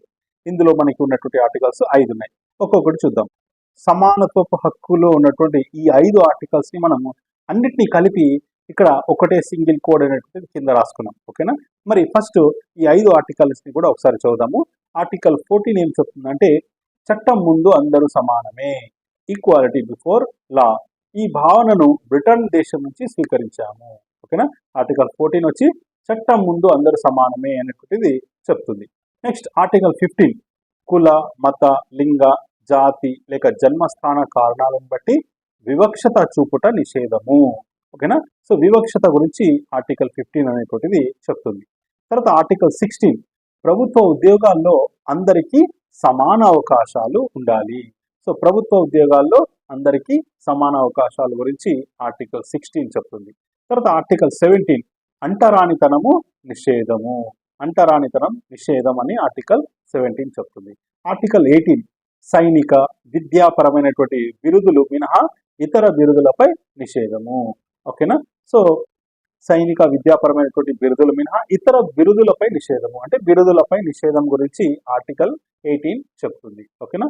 ఇప్పుడు ఆర్టికల్ 14 నుంచి ఆర్టికల్ 18 వరకు ఉన్నటువంటి ఈ ఆర్టికల్స్ లో ఒక్కొక్క కీవర్డ్ తీసుకుందాం. ఫస్ట్ ఆర్టికల్ 14 లో చట్టము అనేటువంటి పదం తీసుకుందాం. ఆర్టికల్ 15 లో వివక్షత అనేటువంటి పదం తీసుకుందాం. ఆర్టికల్ 16 లో ప్రభుత్వ ఉద్యోగాలు అనేటువంటి పదం తీసుకుందాం. ఆర్టికల్ 17 లో అంటరానితనంలో ఆ అనేటువంటి మొదటి అక్షరం మాత్రమే తీసుకున్నాము. తర్వాత ఆర్టికల్ 18 లో బిరుదులు గురించి మాట్లాడుతున్నాం కాబట్టి బి అనేటువంటి లెటర్ మాత్రమే తీసుకున్నాం. ఇప్పుడు వీటన్నిటిని కలిపి ఈ విధంగా కోడ్ రాసుకోవచ్చు. చూడండి, చట్టం, వివక్షత, ప్రభుత్వ ఉద్యోగాల్లో, ఇది ఎక్స్ట్రా అన్నమాట, చూపకూడదు అవి అనేటువంటి కోడ్ రాసుకున్నాం. అంటే చట్టం అనేటువంటిది వివక్షత చూపకూడదు ఎక్కడ? ప్రభుత్వ ఉద్యోగాల్లో. ఓకేనా? సో ప్రభుత్వ ఉద్యోగాల్లో చూపకూడదు అవి అని మనం ఈ కోడ్ అనేటువంటిది గుర్తుపెట్టుకుంటే, ఇప్పుడు చూడండి, చట్టం అనేటువంటిది ఎన్నో ఆర్టికల్? 14th ఆర్టికల్ అని గుర్తుపెట్టుకోవచ్చు. వివక్షత అంటే 15th ఆర్టికల్. వరుసగా ఆర్డర్ అనేటువంటిది ఇలాగే గుర్తుపెట్టుకోవాలి. ప్రభుత్వ ఉద్యోగాలు తర్వాత 16th ఆర్టికల్. ఆ బిలో ఆ అంటే 17th ఆర్టికల్, ఆ అంటే అంటరానితనం, తర్వాత బి అంటే బిరుదులు, ఈ విధంగా బి అంటే 18. సో ఈ విధంగా 14, 15, 16, 17, 18 అనేటువంటిది ఈ కోడ్ ద్వారా మనం గుర్తుపెట్టుకోవచ్చు. ఓకేనా? సో చట్టం, వివక్షత, ప్రభుత్వ ఉద్యోగాల్లో చూపకూడదు అవి అనేటువంటి కోడ్ ద్వారా ఇట్లా వరుసగా మనము 14 నుంచి 18 వరకు ఆర్టికల్స్ ని గుర్తుపెట్టుకోవచ్చు. ఓకేనా? రైట్. ఇది ఫస్ట్ ఫండమెంటల్ రైట్, సమానత్వపు హక్కులో ఉన్నటువంటి 5 ఆర్టికల్స్ 14 నుంచి 18 వరకు. ఇది ఒక కోడ్తో మనం గుర్తుపెట్టుకోవచ్చు. ఓకేనా? Right. Next second fundamental right చూద్దాం. స్వేచ్ఛా స్వాతంత్రపు హక్కు, రైట్ టు ఫ్రీడమ్. ఓకేనా? ఇందులో ఎన్ని ఆర్టికల్స్ ఉంటాయి? 4 ఉంటాయి. ఓకేనా? ఫస్ట్ మనకి 5 ఆర్టికల్స్ ఉంటాయి ఫస్ట్ ఫండమెంటల్ రైట్లో 14 నుంచి 18 వరకు. నెక్స్ట్ దాంట్లో మనకి 19 నుంచి స్టార్ట్ అవుతుంది, 4 ఉంటాయి కాబట్టి 4 యాడ్ చేసుకోండి. 19 + 1 + 1 + 1 అంటే 22 వరకు. ఓకేనా? 19 నుంచి 22 వరకు. సో దీన్ని కూడా ఈ అన్ని ఆర్టికల్స్ కలిపి ఒకటే కోడ్ అనేటువంటిది రాసుకున్నాము. ఫస్ట్ ఈ ఆర్టికల్స్ని చదువుదాం. ఓకేనా? ఆర్టికల్ 19 ఏం చెప్తుందంటే, వాక్ స్వాతంత్రము, భావ ప్రకటన స్వేచ్ఛా హక్కు. అంటే భావ ప్రకటన స్వేచ్ఛా హక్కు గురించి ఆర్టికల్ 19 చెప్తుంది. తర్వాత ఆర్టికల్ 20 నేరము, శిక్ష నుంచి రక్షించుకునేటువంటి హక్కు. తర్వాత ఆర్టికల్ 21 జీవించే హక్కు, వ్యక్తి యొక్క స్వేచ్ఛకు రక్షణ గురించి ఆర్టికల్ 21 చెప్తుంది. ఆర్టికల్ 21లోనే ఏ అనేటువంటిది యాడ్ చేసినారు, అదేమిటంటే విద్యా హక్కు. 6 నుంచి 14 సంవత్సరాల వయస్సు కలిగినటువంటి బాలబాలికలందరికీ ఉచిత నిర్బంధ విద్యను అందించవలను అనేటువంటిది విద్యా హక్కు అనేటువంటిది ఆర్టికల్ 21A యాడ్ చేసినారు. తర్వాత ఆర్టికల్ 22 ఏం చెప్తుందంటే, నిర్బంధం నుండి రక్షణ పొందేటువంటి హక్కు. సో ఇవి ఆర్టికల్ 19 నుంచి 22 వరకు స్వేచ్ఛా స్వాతంత్రపు హక్కు, రైట్ టు ఫ్రీడమ్ అనేటువంటి సెకండ్ ఫండమెంటల్ రైట్ కి సంబంధించినటువంటి ఆర్టికల్స్ అన్నమాట. ఓకేనా. సో వీటిని గుర్తుపెట్టుకోవడానికి ప్రతి ఆర్టికల్లో ఒక కీవర్డ్ తీసుకున్నాం. సో వాక్ స్వాతంత్రము, భావ ప్రకటన స్వేచ్ఛ అనేటువంటి చెప్తుంది కాబట్టి దీంట్లో భావ అనేటువంటి పదానికి భావ అని రాసుకున్నాం. ఓకేనా. కోడ్లో భావ అని రాసుకున్నాం. భావ అంటే భావ ప్రకటన అని గుర్తుపెట్టుకున్నాం. తర్వాత రెండో దాంట్లో నేరము, శిక్ష గురించి మాట్లాడుతున్నాను కాబట్టి నేరము అనేటువంటి పదం తీసుకున్నాం. నేరము. తర్వాత జీవించే హక్కు, జీవించడానికి అనేటువంటి పదం రాసుకున్నాం. తర్వాత విద్యా హక్కు అంటే చదువుకోవడానికి అని రాసుకున్నాం. తర్వాత నిర్బంధం అనేటువంటి పదం తీసుకున్నాం. ఈ 4 పదాలు తీసుకొని ఇక్కడ ఎక్స్ట్రా మనకి విద్యా హక్కు కూడా వచ్చింది, అంటే 5 పదాలు. ఓకేనా. సో ఈ 5 పదాలు తీసుకొని కోడ్ ఇలా రాసుకున్నాం. ఫస్ట్ భావ, రెండవది నేరము, చేయనంత వరకు, జీవించే హక్కు అంటే జీవించడానికి, విద్యా హక్కు అంటే చదువుకోవడానికి, నిర్బంధం అంటే నిర్బంధం చేయకుండా స్వేచ్ఛా స్వాతంత్రపు హక్కు కాపాడుతుంది. ఇది కూడా వస్తుంది చూడండి మనకి. అంటే ఇది ఏ ఫండమెంటల్ రైట్ కింద వస్తుంది అనేది కూడా మనము ఇదే కోడ్లో రాసుకున్నాం. భావ నేరం చేయనంత వరకు జీవించడానికి, చదువుకోవడానికి నిర్బంధం చేయకుండా స్వేచ్ఛా స్వాతంత్రపు హక్కు కాపాడుతుంది. భావ నేరం చేయనంత వరకు జీవించడానికి, చదువుకోవడానికి నిర్బంధం చేయకుండా స్వేచ్ఛా స్వాతంత్రపు హక్కు కాపాడుతుంది అని కోడ్ రాసుకున్నాం. ఓకేనా. సో దీన్ని బట్టి మనము స్వేచ్ఛా స్వాతంత్రపు హక్కులో ఉన్నటువంటి మొత్తం ఆర్టికల్స్ని ఇలా రాసుకోవచ్చు. ఓకేనా. భావ అంటే పైన నంబర్ చూడండి 19 అని రాసుకున్నాం, అంటే ఇది 19వ ఆర్టికల్. భావ అంటే భావ ప్రకటన స్వేచ్ఛ అని అర్థం. నేరము అంటే ఇది 20, నెక్స్ట్ నెంబర్ వచ్చి 20, అంటే నేరము శిక్ష నుంచి రక్షించుకునేటువంటి హక్కు. తర్వాత జీవించడానికి అంటే జీవించే హక్కు, సో 21. తర్వాత చదువుకోవడానికి అంటేనే విద్యా హక్కు, అంటే 21లో ఏ. తర్వాత నిర్బంధం అంటే నిర్బంధం నుండి రక్షణ పొందేటువంటి హక్కు, 22. ఈ విధంగా మనము స్వేచ్ఛా స్వాతంత్రపు హక్కులో 19 నుంచి 22 ఉన్నటువంటి ఆర్టికల్స్ని ఈ కోడ్ ద్వారా మనం గుర్తుపెట్టుకోవచ్చు. ఓకేనా. రైట్. సో నెక్స్ట్ వన్, మూడోది చూడండి, పీడనాన్ని నిరోధించే హక్కు, రైట్ అగెయిన్స్ట్ ఎక్స్‌ప్లాయిటేషన్. సో ఇది 3వ ఫండమెంటల్ రైట్. ఇందులో ఎన్ని ఆర్టికల్స్ ఉంటాయి చూడండి. ఫస్ట్ దాంట్లో 5, నెక్స్ట్ దాంట్లో 4, నెక్స్ట్ 2, అంటే 23 నుంచి 24 వరకు, 23, 24 2 ఆర్టికల్స్ అన్నమాట. ఓకేనా. ఫస్ట్ వీటిని చదివి తర్వాత కోడ్ అనేటువంటిది అర్థం చేసుకుందాం. ఆర్టికల్ 23, వెట్టి చాకిరీ నిషేధం, దోపిడీ నుండి రక్షణ పొందేటువంటి హక్కు, అంటే బానిసత్వ నివారణ. ఓకేనా. సో వెట్టి చాకిరీ నుంచి నిషేధం అన్నమాట. ఓకేనా. దోపిడీ నుండి రక్షణ పొందేటువంటి హక్కు ఉంది. సింపుల్గా చెప్పాలంటే బానిసత్వ నివారణ అనేటువంటిది ఆర్టికల్ 23 చెప్తుంది. నెక్స్ట్ ఆర్టికల్ 24, 14 సంవత్సరాలలోపు బాలబాలికలను ప్రమాదకరమైనటువంటి పరిశ్రమలలో పని చేయించరాదు, అంటే బాల కార్మిక వ్యవస్థ రద్దు గురించి ఆర్టికల్ 24 చెప్తుంది. ఓకేనా. రైట్. ఇప్పుడు దీంట్లో చూడండి మెయిన్ కీవర్డ్ వచ్చి బానిసత్వం. బానిసత్వంలో ఫస్ట్ లెటర్ బా అనేటువంటిది తీసుకున్నాం. ఇక్కడ కూడా బాల కార్మిక వ్యవస్థ గురించి మాట్లాడుతున్నారు కాబట్టి బా అనేటువంటి ఫస్ట్ లెటర్ తీసుకున్నాం. ఓకేనా. బా అనేటువంటి 2 మనకి అక్షరాలు వస్తాయి. ఇప్పుడు పీడనాన్ని నిరోధించే హక్కులో ఈ బాబా అనేటువంటి 2 ఆర్టికల్స్ ఎలా గుర్తుపెట్టుకుంటామంటే కోడ్ చూడండి. కొంతమంది దొంగ బాబాలు డబ్బు కోసం జనాలను పీడిస్తూ ఉంటారు అని కోడ్ రాసుకున్నాం. కొంతమంది దొంగ బాబాలు డబ్బు కోసం జనాలను పీడిస్తూ ఉంటారు. ఈ విధంగా మనం పీడిస్తూ అంటేనే పీడనాన్ని నిరోధించేటువంటి హక్కు అని గుర్తురావాలి. పీడనాన్ని నిరోధించే హక్కులో బాబా అంటే 2 బాబాలకు సంబంధించినటువంటి ఆర్టికల్స్. మొదటి బా వచ్చి బానిసత్వము, ఇంకొక బా వచ్చి బాల కార్మిక వ్యవస్థ రద్దు అని గుర్తుపెట్టుకుంటే మొదటి బా 23, రెండవ బా 24 అనేటువంటి ఆర్టికల్ అని మనం ఈజీగా గుర్తుపెట్టుకోవచ్చు. ఓకేనా. Right. Next 4th fundamental right, మత స్వాతంత్రపు హక్కు, right to freedom of religion. ఇవి ఎక్కడి నుంచి ఎక్కడి వరకు 25 నుంచి 28. ఎలా గుర్తుకొస్తుంది? ఫస్ట్ మనము 5 + 4 + 2 + 4 అట్లా. ఓకేనా. 5 + 4 + 2 + 4, కాబట్టి 4వది వచ్చి మళ్ళీ 4 ఆర్టికల్స్ ఉంటాయి 25 నుంచి 28 వరకు. ఇది 25 ఎలా వస్తుందంటే మళ్ళీ మీరు 5 నుంచి నంబరింగ్ రాసుకుని వస్తే ఈజీగా గుర్తుకొస్తుంది. 5 + 4 + వాటికి సంబంధించినటువంటి 14 నుంచి రాసుకుంటూ రావాలి. అప్పుడు మీకు ఇది 4th వచ్చి 25 నుంచి 28 అని గుర్తుకొస్తుంది. ఓకేనా. రైట్. ఇప్పుడు 25 నుంచి 28 ఉన్నటువంటి ఆర్టికల్స్ అన్ని ఒకసారి చదివి దానికి సంబంధించినటువంటి కోడ్ని అర్థం చేసుకుందాం. చూడండి, మత స్వాతంత్రపు హక్కు.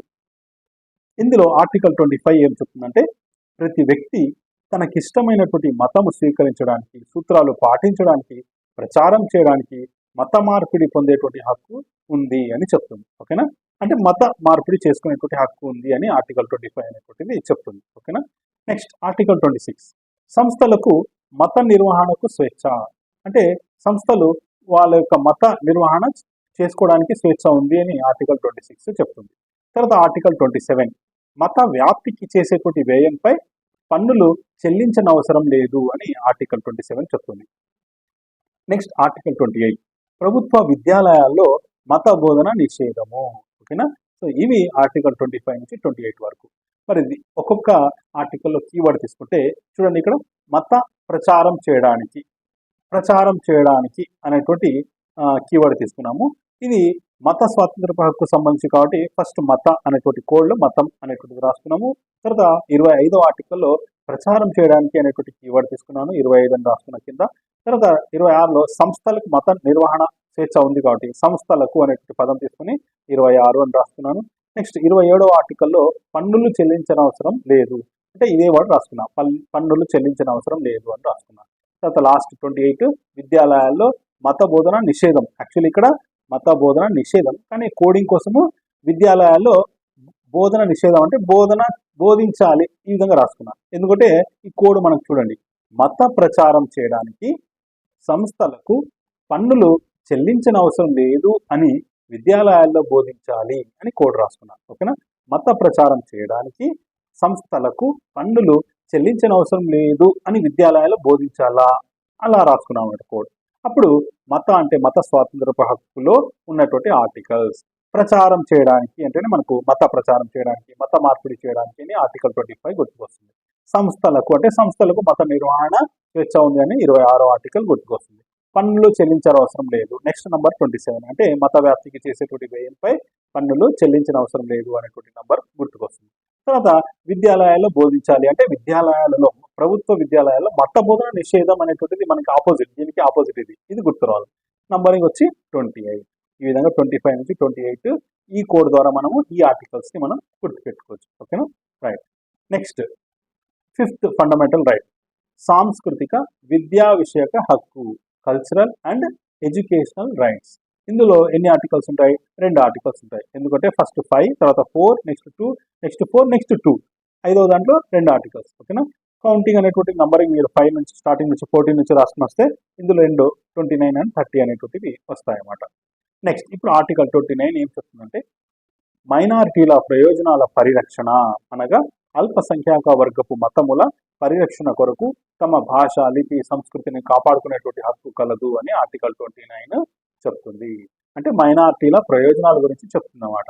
తర్వాత ఆర్టికల్ 30 విద్యా సంస్థలను నిర్వహించుకునేటకు అల్పసంఖ్యాక వర్గాల వారికి, అల్పసంఖ్యాక వర్గాలు అంటే మైనారిటీలకు గల హక్కు, అంటే విద్యా సంస్థలు నిర్వహించుకునేటువంటి హక్కు ఉంది మైనారిటీలకు అని ఆర్టికల్ 30 చెప్తుంది. ఓకేనా? 2 కూడా మైనారిటీల గురించి చెప్తుంది కాబట్టి సాంస్కృతిక విద్యా విషయక హక్కు సంబంధించి కోడ్ ఇలా రాసుకున్నాం. సాంస్కృతికంగా విద్యా విషయకంగా వెనుకబడిన మైనార్టీలు అంటే మామూలుగా వెనుకబడిన వారు అంటాం కదా, అట్లా వెనుకబడిన మైనార్టీల ప్రయోజనాల కోసం విద్యా సంస్థలు నిర్వహించుకునేటువంటి హక్కు ఉంది అన్నట్లు ఒక కోడ్ రాసుకున్నాం. ఓకేనా? సో ఈ కోడ్ ద్వారా ఫస్ట్ చూడండి, సాంస్కృతికంగా విద్యా విషయకంగా అంటేనే సాంస్కృతికంగా విద్యా విషయక హక్కు 5th వన్ అనేటువంటిది ఫండమెంటల్ రైట్ గుర్తురావాలి. అందులో ఉన్నటువంటి ఆర్టికల్స్ వెనుకబడినటువంటి మైనార్టీల ప్రయోజనాలు అంటే మైనార్టీల ప్రయోజనాల పరిరక్షణ అనేటువంటిది ఆర్టికల్ 29 గుర్తురావాలి. తర్వాత విద్యా సంస్థలు నిర్వహించుకునేటువంటి హక్కు అంటే వీళ్ళకు మైనార్టీలకు విద్యా సంస్థలు నిర్వహించుకునేటువంటి హక్కు ఉంది అని ఆర్టికల్ 30 చెప్తుందని ఈ విధంగా మనం ఈ కోడ్ ద్వారా గుర్తుపెట్టుకోవచ్చు. కాబట్టి కోడ్ బాగా నేర్చుకోండి. సాంస్కృతికంగా విద్యా విషయకంగా వెనుకబడినటువంటి మైనార్టీల ప్రయోజనాల కోసం విద్యా సంస్థలు నిర్వహించుకునేటువంటి హక్కు ఉంది అని మనం ఒక కోడ్ అనేటువంటిది రాసుకుంటే ఈ 2 కోడ్ 29, 30 అనేటువంటిది మైనార్టీల గురించి చెప్తుంది అని మనం ఈజీగా గుర్తుపెట్టుకోవచ్చు. ఓకేనా? రైట్. నెక్స్ట్ 6వ ఫండమెంటల్ రైట్, 6వ ప్రాథమిక హక్కు, రాజ్యాంగ పరిహారపు హక్కు, రైట్ టు కాన్స్టిట్యూషనల్ రెమెడీస్. ఇందులో ఎన్ని ఆర్టికల్స్ ఉన్నాయి? ఒక ఆర్టికల్ ఉందన్నమాట. సో ఎన్నోదంటే ఆర్టికల్ నెంబర్ 32. ఓకేనా? రైట్. సో ఇదేం చెప్తుందంటే ప్రాథమిక హక్కులకు సుప్రీంకోర్టును ఆశ్రయించే హక్కు, అంటే హక్కుల పరిరక్షణకు రిట్లు జారీ చేయడము. అంటే మన ప్రాథమిక హక్కులకు ఏదైనా ఉల్లంఘన అనేటువంటిది జరిగితే సుప్రీంకోర్టును ఆశ్రయించవచ్చు అని ఆర్టికల్ 32 చెప్తుంది. రిట్లు జారీ చేయవచ్చు. రిట్లు అంటే ఏమిటంటే చూడండి, రిట్లు అనగా న్యాయస్థానం జారీ చేసే ఒక చట్టపరమైనటువంటి పత్రము. ఇది ఒక వ్యక్తి లేదా సంస్థను ఒక నిర్దిష్ట చర్యను చేయమని లేదా ఒక నిర్దిష్ట చర్యను ఆపమని ఆదేశిస్తుంది. అంటే సుప్రీంకోర్టు ఆదేశం అనమాట. ఆదేశ పత్రాన్ని రిట్లు అంటాం. ఓకేనా? మరి దీన్ని ఎలా గుర్తుపెట్టుకుంటాం అంటే రిట్లో ఆర్ అనేటువంటి లెటర్ రాస్తున్నాము. ఇది రాజ్యాంగ పరిహారపు హక్కు గురించి మాట్లాడుతుంది కాబట్టి ఇందులో ఫస్ట్ ఆర్, రాజ్యాంగం అంటే ఆర్ అనేటువంటి లెటర్ రాస్తుంటే ఆర్ఆర్ అని గుర్తుపెట్టుకోవచ్చు. ఓకేనా? రాజ్యాంగానికి సంబంధించినటువంటి పరిహార హక్కు మనకు ఎక్కడి నుంచి వస్తుందంటే సుప్రీంకోర్టు నుంచి వస్తుంది అని గుర్తుపెట్టుకోవచ్చు. అంటే మనం నష్టం ఏదైనా జరిగితే మనకు ఎవరున్నారు దిక్కు అంటే సుప్రీంకోర్టు ఉందన్నమాట. మన హక్కులను కాపాడేటువంటి ఉన్నతమైనటువంటి స్థానము సుప్రీంకోర్టు. అట్లా కూడా గుర్తుపెట్టుకోవచ్చు. ఓకేనా? సింపుల్ గా ఆర్ఆర్ అంటే రాజ్యాంగము లేదా రిట్లు అనేటువంటిది రాజ్యాంగ పరిహార హక్కు అంటేనే సో అందులో ఉన్నటువంటి ఆర్టికల్ రిట్లు జారీ చేయడం, హక్కుల పరిరక్షణకు రిట్లు జారీ చేయడం అని గుర్తుకొస్తే ఆర్ఆర్ అనేటువంటి కోడ్ ద్వారా మనము ఇది ఆర్టికల్ 32 అనేటువంటిది ఈజీగా గుర్తుపెట్టుకోవచ్చు. నెక్స్ట్ ఇప్పుడు మనము రాజ్యాంగంలో ఉన్నటువంటి ప్రాథమిక హక్కుల యొక్క ఆర్టికల్స్ మొత్తం చెప్పుకున్నాం. అంటే ఆర్టికల్ 14 నుంచి 32 వరకు చెప్పుకున్నాం. కానీ మానవ హక్కులు ఎక్కడి నుంచి ఎక్కడి వరకు ఉన్నాయి రాజ్యాంగంలో అంటే 12 నుంచి 35 వరకు కదా. అంటే 12, 13 చెప్పుకోలే, తర్వాత 33, 34, 35 చెప్పుకోలే. సో వాటి గురించి కూడా గుర్తుపెట్టుకోవడానికి మన చిన్న కోడ్ అనేటువంటిది చూద్దాం. ఫస్ట్ ఆర్టికల్ 12 ఇందులో నిర్వచనం డెఫినేషన్స్ కాబట్టి ఫస్ట్ వన్ నిర్వచనం అని గుర్తుపెట్టుకోండి.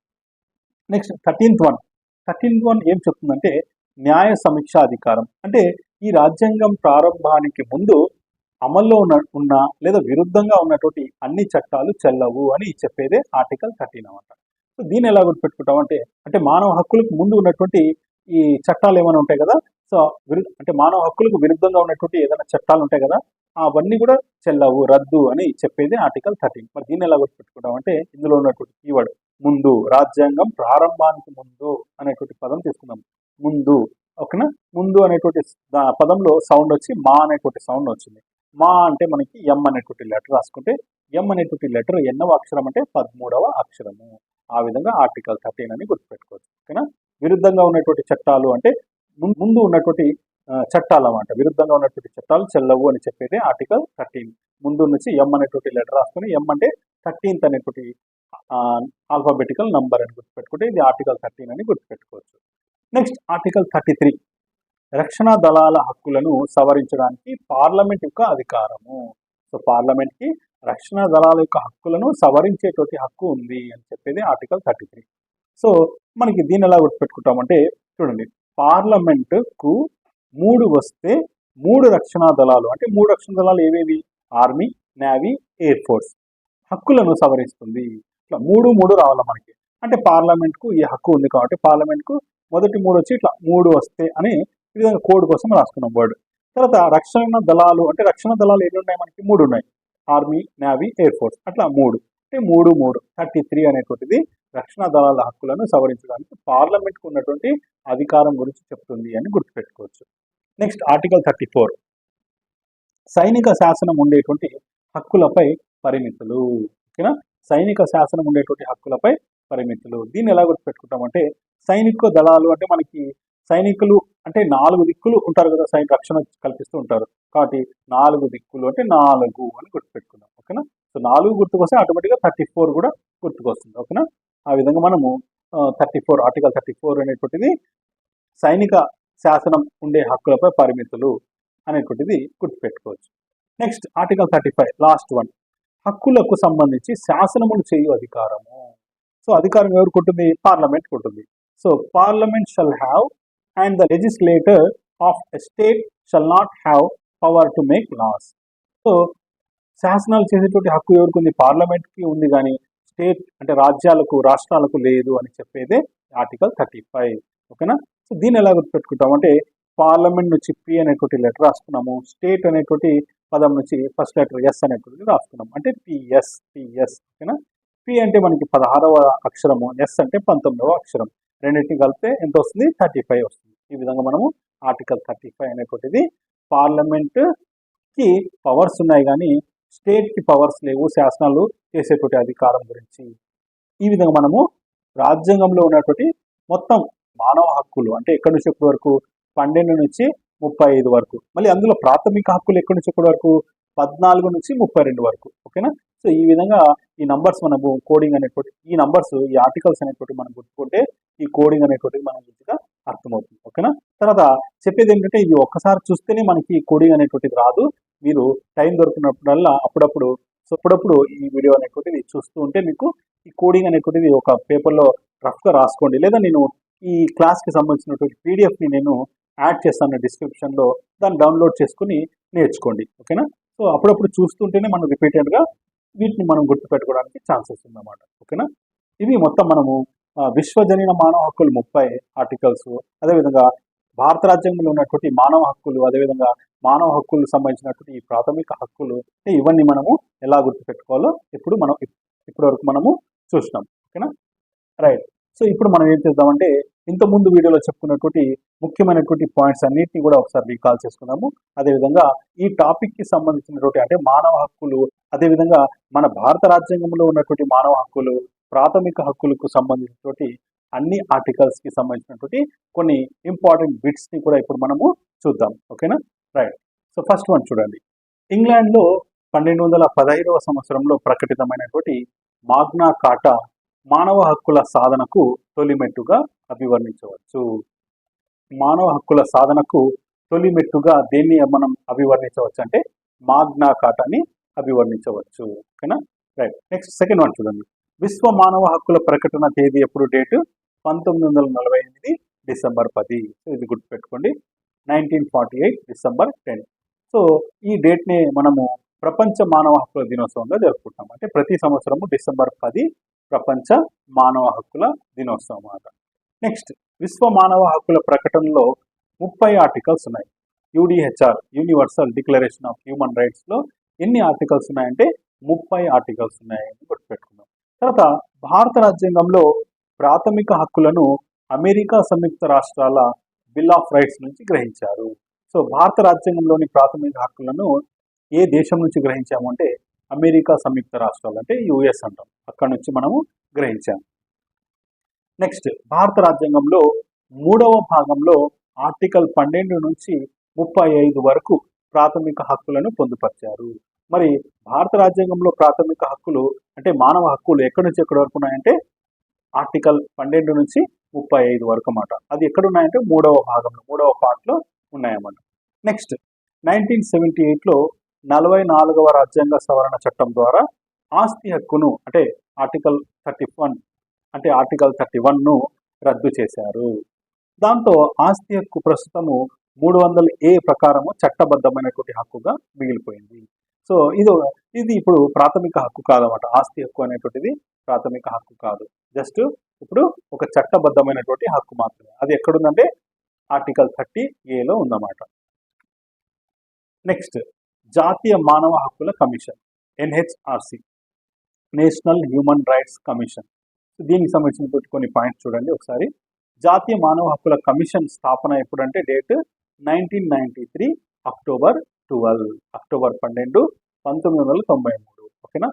తర్వాత NHRC నిర్మాణంలో సభ్యులు నిర్మాణం ఎంత అంటే 1+4. ఇది చాలా చాలా ఇంపార్టెంట్. 1+4. 1+4లో 1 అంటే ఒక చైర్మన్, అంటే ఎవరు అతను అంటే సుప్రీంకోర్టు మాజీ ప్రధాన న్యాయమూర్తి, +4 4 మంది సభ్యులు. నలుగురిలో ఎవరెవరంటే సుప్రీంకోర్టు జడ్జిగా పనిచేసినటువంటి వ్యక్తి, అదేవిధంగా హైకోర్టు ప్రధాన న్యాయమూర్తిగా పనిచేసినటువంటి వ్యక్తి, 2 సభ్యులు వచ్చి మానవ హక్కుల నిపుణులై ఉండాలి. ఓకేనా. సో 1+4 అనేటువంటిది నిర్మాణం గుర్తుపెట్టుకోండి. తర్వాత నియామకం వచ్చి సో ఇందులో సభ్యులను ఎవరు నియమిస్తారంటే చైర్మన్ను ఇతర సభ్యులను రాష్ట్రపతి నియమిస్తారు అని గుర్తుపెట్టుకుందాం. రాష్ట్రపతి నియమిస్తాడు. తర్వాత పదవీ కాలం, సభ్యుల యొక్క పదవీ కాలం ఎంత అంటే 5 సంవత్సరాలు లేదా వాళ్ళ వయస్సు 70 సంవత్సరాలు, ఏది ముందైతే అది అన్నమాట. ఓకేనా. 5 సంవత్సరాల సర్వీస్ కానీ లేదా వాళ్ళ వయస్సు 70 సంవత్సరాలు వచ్చేంత వరకు ఏది ముందైతే అది వాళ్ళ పదవీ కాలం అన్నమాట. తర్వాత NHRC యొక్క మొదటి చైర్మన్ ఎవరంటే రంగనాథ్ మిశ్రా అని గుర్తుపెట్టుకోండి. తర్వాత NHRC ప్రస్తుత చైర్మన్ ఎవరంటే జస్టిస్ అరుణ్ కుమార్ మిశ్రా. ఓకేనా. రైట్. Next, SHRC. సో ఇంతకుముందు మనం NHRC చూసినాము, ఇప్పుడు SHRCకి సంబంధించిన SHRC అంటే స్టేట్ హ్యూమన్ రైట్స్ కమిషన్, రాష్ట్ర మానవ హక్కుల కమిషన్. ఇందులో సభ్యులు వచ్చి 1+2. ఇక్కడ ఒక పాయింట్ ఏమిటంటే ఇంతకుముందు వీడియోలో నేను 1+4 అని చెప్పిన SHRCలో, అది యాక్చువల్లీ తెలుగు అకాడమీ బుక్లో జాతీయ మానవ హక్కుల కమిషన్లో కూడా 1+4 అన్నాడు. తర్వాత రాష్ట్ర మానవ హక్కుల కమిషన్లో కూడా 1+4 అని చెప్పినారనమాట. కానీ తర్వాత నేను చాలా పుస్తకాలు అదేవిధంగా గూగుల్ నెట్లో కూడా సెర్చ్ చేస్తే మనకి ఎస్హెచ్ఆర్సి సభ్యుల యొక్క నిర్మాణం 1+2 అనే ఉంది. కాబట్టి సో ఇది మీరు ఒకసారి కన్ఫర్మ్ చేసుకోండి, ఓకేనా. సో ఎస్హెచ్ఆర్సి సభ్యుల యొక్క నిర్మాణం వచ్చి 1+2. 1 ఎవరంటే ఒక చైర్మన్ ఎవరంటే హైకోర్టు మాజీ ప్రధాన న్యాయమూర్తి. తర్వాత రిమైనింగ్ ఇద్దరు ఎవరంటే హైకోర్టు జడ్జిగా పనిచేసినటువంటి వ్యక్తి లేదా జిల్లా ప్రధాన న్యాయమూర్తిగా పనిచేసినటువంటి వ్యక్తి. ఇంకొకరు ఎవరంటే మానవ హక్కుల నిపుణులు అయి ఉండాలి. సో మొత్తం మీద ఒక చైర్మన్, ఇద్దరు సభ్యులు అన్నమాట. మొత్తం కలిపి 1+2 అని గుర్తుపెట్టుకోండి. ఇది ఎస్హెచ్ఆర్సి యొక్క నిర్మాణం. తర్వాత సభ్యుల నియామకం ఎవరంటే రాష్ట్ర గవర్నర్ నియమిస్తారు. తర్వాత ఈ రాష్ట్ర మానవ హక్కుల కమిషన్ సభ్యుల యొక్క పదవీ కాలం ఎంత అంటే 5 సంవత్సరాలు లేదా 70 సంవత్సరాల వయస్సు, ఏది ముందు అయితే అది. తర్వాత ప్రస్తుత రాష్ట్ర మానవ హక్కుల కమిషన్ చైర్మన్ ఎవరంటే మందాట సీతారామమూర్తి, ఓకేనా. సో ఇవన్నీ పాయింట్స్ గుర్తుపెట్టుకోండి. తర్వాత మానవ హక్కుల విద్య యునెస్కో సమావేశాలు. సో ఇందులో సమావేశాలు సంవత్సరం ఇచ్చి అది ఏ సమావేశ స్థలం అని అడుగుతారు, ఓకేనా. సో ఇది గుర్తుపెట్టుకోండి. 1978 ఎక్కడ జరిగిందంటే వియన్నాలో, ఓకేనా. మానవ హక్కుల విద్య బోధనాభ్యాసన కృత్యపై చర్చను ప్రారంభించింది. ఎప్పుడంటే 1978. ఫస్ట్ వన్ వచ్చి వియన్నా అని గుర్తుపెట్టుకోండి. తర్వాత 1987లో మాల్టా, 87 వచ్చి మాల్టా మానవ హక్కుల బోధనా సమాచారం డాక్యుమెంటేషన్ పై సమాచారం. తర్వాత మూడవది 1992, ఓకేనా. 1992 ట్యూనిష్ అన్నమాట, ప్రజాస్వామ్యం కోసం విద్యపై అంతర్జాతీయ వేదిక ఏర్పాటు. తర్వాత 1993 వియన్నా. సో ఇది కూడా ఇంపార్టెంట్. 78, 93 ఇవి రెండు కూడా వియన్నాలో జరిగినాయి. మానవ హక్కులపై ప్రపంచ సదస్సు, ఓకేనా. సో వీటి మీద కూడా బిట్స్ అడగడానికి ఛాన్స్ ఉందన్నమాట. ఇవి మనం ఇంతవరకు డిస్కస్ చేసినటువంటి పాయింట్స్. ఇప్పుడు మనం కొన్ని ఇంపార్టెంట్ బిట్స్ని ఒక్కొక్కటి చూద్దాం. జాతీయ మానవ హక్కుల కమిషన్ ఏర్పాటైనటువంటి సంవత్సరము. ఆప్షన్స్ చూడండి. 1993 అక్టోబర్ 2, 1993 అక్టోబర్ 12, 1996 సెప్టెంబర్ 2, 1996 అక్టోబర్ 12, ఓకేనా.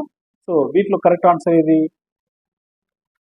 1993 అక్టోబర్ 12. సో ఎన్హెచ్ఆర్సి కమిషన్ ఏర్పాటైనటువంటి సంవత్సరం ఏది అంటే 1993 అక్టోబర్ 12, ఓకేనా.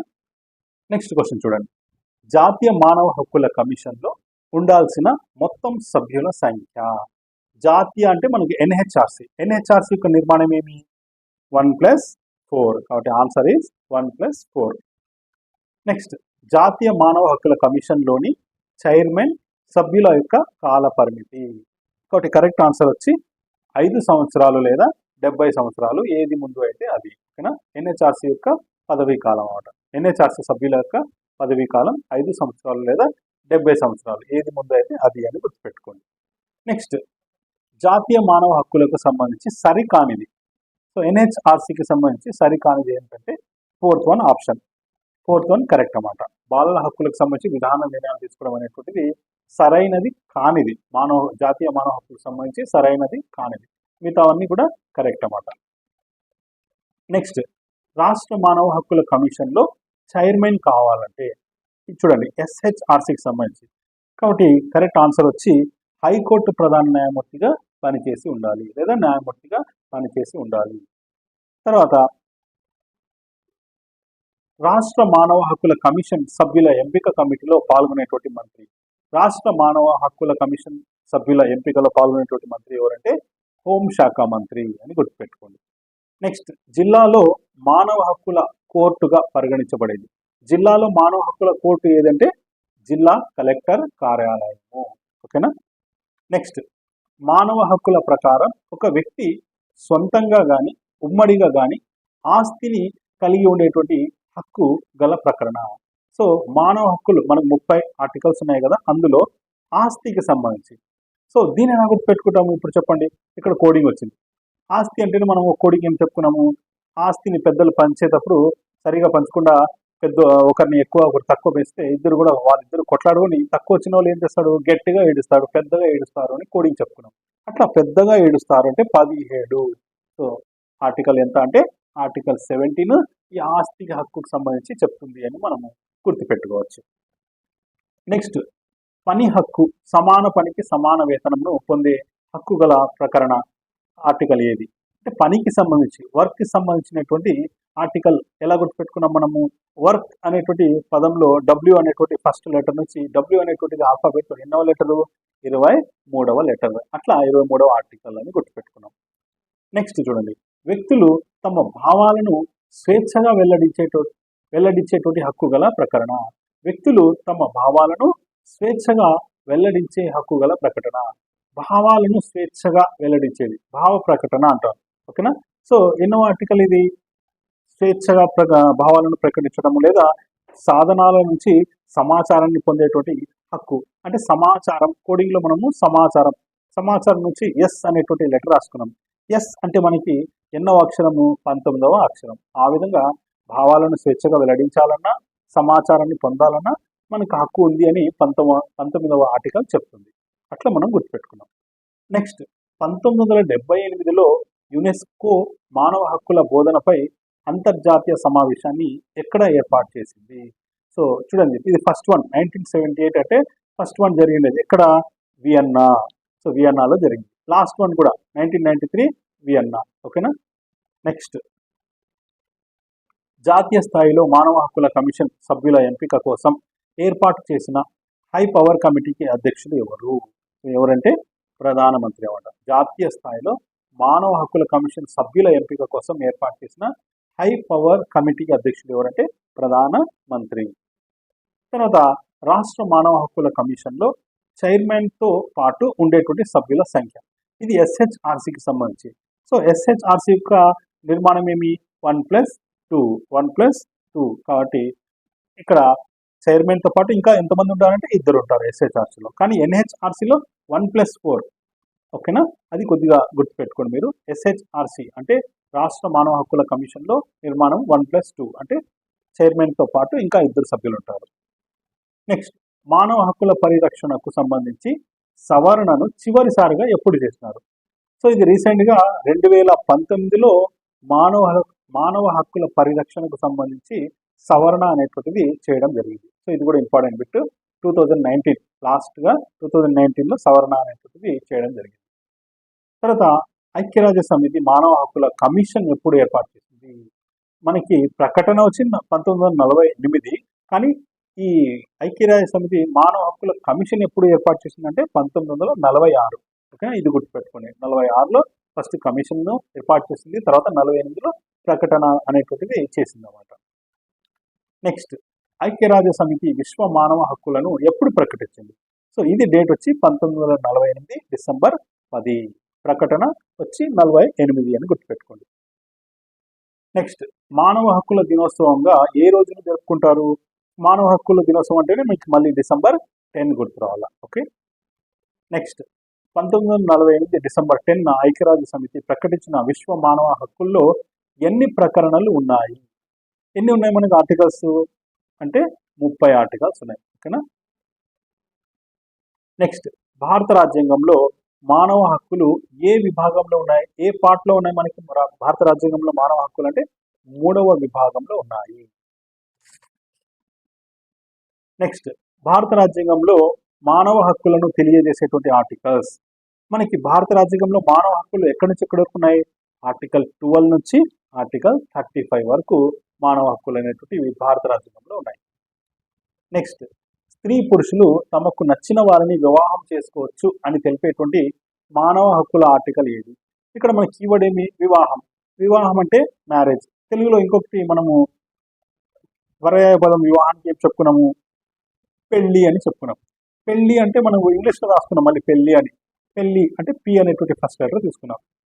మరి పి అనేటువంటి లెటర్ ఇంగ్లీష్ ఆల్ఫాబెట్లో ఎన్నవ లెటర్ అంటే 16వ లెటర్, 16వ అక్షరం. కాబట్టి ఆ విధంగా మనం పెళ్లి మ్యారేజ్ అంటేనే మనకి 16వ ఆర్టికల్ గుర్తు రావాలి.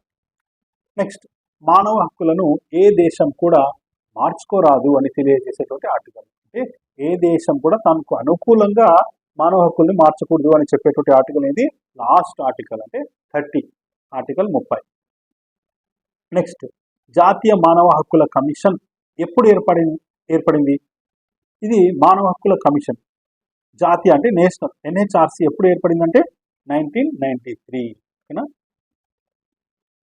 వ్యక్తి స్వేచ్ఛగా ఓటు వేయవచ్చు అని తెలిపే మానవ హక్కుల ఆర్టికల్ ఏది? ఇక్కడ ఓటు అంటేనే మనకి ఒకటి గుర్తు రావాలి. మామూలుగా ఓటు 18 సంవత్సరాలకే వస్తుంది, కానీ మనం కోడింగ్ కోసం ఏం చెప్పుకున్నాము, 25 సంవత్సరాలు అని చెప్పుకున్నాం. ఓకేనా. సార్వజనీన ఓటు హక్కు ద్వారా మన ప్రభుత్వాలు ఎన్నుకోవచ్చు అని ఆర్టికల్ 21 చెప్తుంది. అట్లా కూడా యు అంటే లెటర్ 21 అట్లా అని గుర్తుపెట్టుకున్నాం. లేదా ఓటు అంటే మనకి 18 సంవత్సరాల వయస్సు, దాన్ని మనము 18 గుర్తుకు వస్తే 21 కూడా గుర్తు రావాలా అని కోడింగ్ గుర్తుపెట్టుకున్నాం. అట్లా 21 అనేటువంటి ఆర్టికల్ ఓటు వేసి మనము ప్రభుత్వాన్ని ఎన్నుకోవచ్చు అని చెప్పేటువంటి ఆర్టికల్ అన్నమాట. నెక్స్ట్, ఒక వ్యక్తి మరో దేశంలో ఆశ్రయం పొందవచ్చు అని తెలిపేటువంటి మానవ హక్కుల ఆర్టికల్. ఆశ్రయం అంటే శరణు అంటాం కదా. శరణు అంటే కోడింగ్ ఎట్లా గుర్తుపెట్టుకున్నాం మనం, లాస్ట్లో నా అనేటువంటి సౌండ్, శరణు. నా అంటే ఎన్ అనేటువంటి ఇంగ్లీష్ లెటర్ రాసుకున్నాము. ఎన్ అంటే అది ఇంగ్లీష్ ఆల్ఫాబెట్లో ఎన్నవ లెటర్, 14వ లెటర్. అట్లా మనం ఆశ్రయం పొందవచ్చు అంటే ఆర్టికల్ 14 అని గుర్తుపెట్టుకోవచ్చు. నెక్స్ట్, అంతర్జాతీయ మానవ హక్కుల దశాబ్దంగా ఏ సంవత్సరంలో పరిగణిస్తారు? అంతర్జాతీయ మానవ హక్కుల దశాబ్దంగా ఏ సంవత్సరంలో పరిగణిస్తారంటే 1995, 2004. నెక్స్ట్, వ్యక్తికి తనపై ఆరోపణలు వస్తే బహిరంగంగా వాదనలు వినిపించుకోవచ్చు అని తెలిపేటువంటి మానవ హక్కుల ఆర్టికల్. ఇక్కడ కీవర్డ్ వచ్చి వాదనలు. వాదనలు అంటే మనము ట్రయల్స్ అంటాం ఇంగ్లీష్లో. ట్రయల్స్ అనేటువంటి పదంలో ఫస్ట్ లెటర్ టీ నుంచి మనం 10 అని రాసుకున్నాం. కాబట్టి 10వ ఆర్టికల్ వాదనలను బహిరంగంగా వినిపించుకోవచ్చు అని చెప్తుంది అని మనం గుర్తుపెట్టుకోవచ్చు. నెక్స్ట్, భారత రాజ్యాంగం ప్రకారం విదేశాలకు వెళ్ళేటువంటి వ్యక్తి హక్కును ఏ ఆర్టికల్ రక్షిస్తుంది? సరే, ఇంతవరకు మనం చెప్పుకున్నటువంటి ఇంపార్టెంట్ బిట్స్ అన్ని కూడా ఇంతకుముందు విశ్వజనీన మానవ హక్కుల గురించి, కానీ ఇప్పుడు నెక్స్ట్ మనము భారత రాజ్యాంగంలో ఉన్నటువంటి ఆర్టికల్స్ గురించి డిస్కస్ చేస్తున్నాం. మరి భారత రాజ్యాంగంలో ఎన్నో ఆర్టికల్ ఒక వ్యక్తి అనేటువంటిది విదేశాలకు కూడా వెళ్ళవచ్చు అనేటువంటి ఆర్టికల్ చెప్తుంది? ఎన్నవది అంటే ఆర్టికల్ 21, అంటే జీవించే హక్కు అన్నమాట. జీవించే హక్కునే మనం ఎక్కడైనా జీవించే హక్కు, స్వేచ్ఛ హక్కు అంటాం కదా, అట్లా. సో ఎక్కడైనా వెళ్ళవచ్చు అనేటువంటిది ఆర్టికల్ 21 చెప్తుంది అన్నమాట. నెక్స్ట్, ఇప్పుడు ఆస్తి హక్కు పరిస్థితి ఏమిటి? ఆస్తి హక్కు మామూలుగా ప్రాథమిక హక్కుల నుంచి తీసేస్తున్నారు కదా, మరి ఇప్పుడు ఆస్తి హక్కు ఎలాంటి హక్కుగా ఉంది అంటే చట్టపరమైనటువంటి హక్కుగా ఉంది. నెక్స్ట్, భారత రాజ్యాంగం ప్రకారం అధికరణ అంటే ఆర్టికల్ 14 నుంచి 18 వరకు ఈ క్రింది వాటిలో ఏ హక్కులకు సంబంధించింది? చూడండి, మనకి 14 స్టార్టింగ్ కదా. మామూలుగా మనకి మానవ హక్కులు 12 నుంచి స్టార్ట్ అవుతాయి. 12, 13 కాకుండా 14 నుంచి స్టార్ట్ అవుతుంది. 14 నుంచి 18 వరకు అంటే 5 ఆర్టికల్స్. ఈ 5 ఆర్టికల్ ఫస్ట్ ఆర్టికల్ అంటే ఫస్ట్ ఫండమెంటల్ రైట్ అన్నమాట. ఏది ఫస్ట్ వన్? సమానత్వపు హక్కు. ఓకేనా. 14 నుంచి 18 వచ్చి సమానత్వపు హక్కులోని ఆర్టికల్స్ అన్నమాట. నెక్స్ట్, ఈ క్రింది వాటిని మ్యాచ్ చేయండి. ఫస్ట్ ప్రాథమిక హక్కులు, తర్వాత వ్యాసాలు. చూడండి, స్వేచ్ఛా హక్కు, దోపిడీకి వ్యతిరేకంగా హక్కు, మత స్వేచ్ఛా హక్కు, తర్వాత సాంస్కృతిక మరియు విద్యా హక్కులు. రైట్. స్వేచ్ఛా హక్కు, స్వేచ్ఛా స్వాతంత్రపు హక్కు అంటాం కదా. మరి ఇది రెండవ ఫండమెంటల్ రైట్. రెండవది ఎక్కడి నుంచి స్టార్ట్ అవుతుంది మనకి? ఫస్ట్ వన్ వచ్చి 14 నుంచి 18 వరకు, అంటే నెక్స్ట్ వన్ 19 నుంచి స్టార్ట్ అవుతుంది. 19 నుంచి మళ్ళీ 4 కలపండి, అంటే 19 నుంచి 22 వరకు. ఫస్ట్ వన్ ఏకి ఆన్సర్ వచ్చి 3. ఏకి ఆన్సర్ 3 అని ఎక్కడుంది? 4th ఉంది. తర్వాత ఇంకా కంటిన్యూగా మరి ఒకటి తెలిస్తే కింద చూడండి, బికి 4 అంటే దోపిడీకి వ్యతిరేకంగా హక్కు. 4th అనేవి 2 ఆర్టికల్స్ ఉంటాయి, 23, 24. తర్వాత సికి 2 అంటే మత స్వేచ్ఛ హక్కు. అందులో మనకి 4 ఆర్టికల్స్ ఉన్నాయి. ఎక్కడి నుంచి ఎక్కడి వరకు అంటే సెకండ్ వన్ చూడండి, 25 నుంచి 28 వరకు అని అర్థం. తర్వాత సాంస్కృతిక మరియు విద్యా హక్కులు, ఇక్కడ డికి 1 అంటే 29 మరియు 30. అట్లా 4th వన్ ఆప్షన్ కరెక్ట్ అన్నమాట. మనకి A3, B4, C2, D1.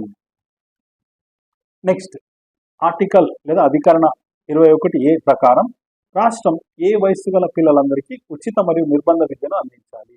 So వయస్సు ఎక్కడి నుంచి ఎక్కడి వరకు వయస్సు ఉన్నటువంటి పిల్లల్ని మనకు ఉచిత నిర్బంధ విద్యా హక్కుగా చెప్తాము అంటే 6 నుంచి 14 సంవత్సరాల వయస్సు గల పిల్లలకు ఉచిత నిర్బంధ విద్యను అందించాలని ఆర్టికల్ 21A అనేటువంటిది చెప్తుంది.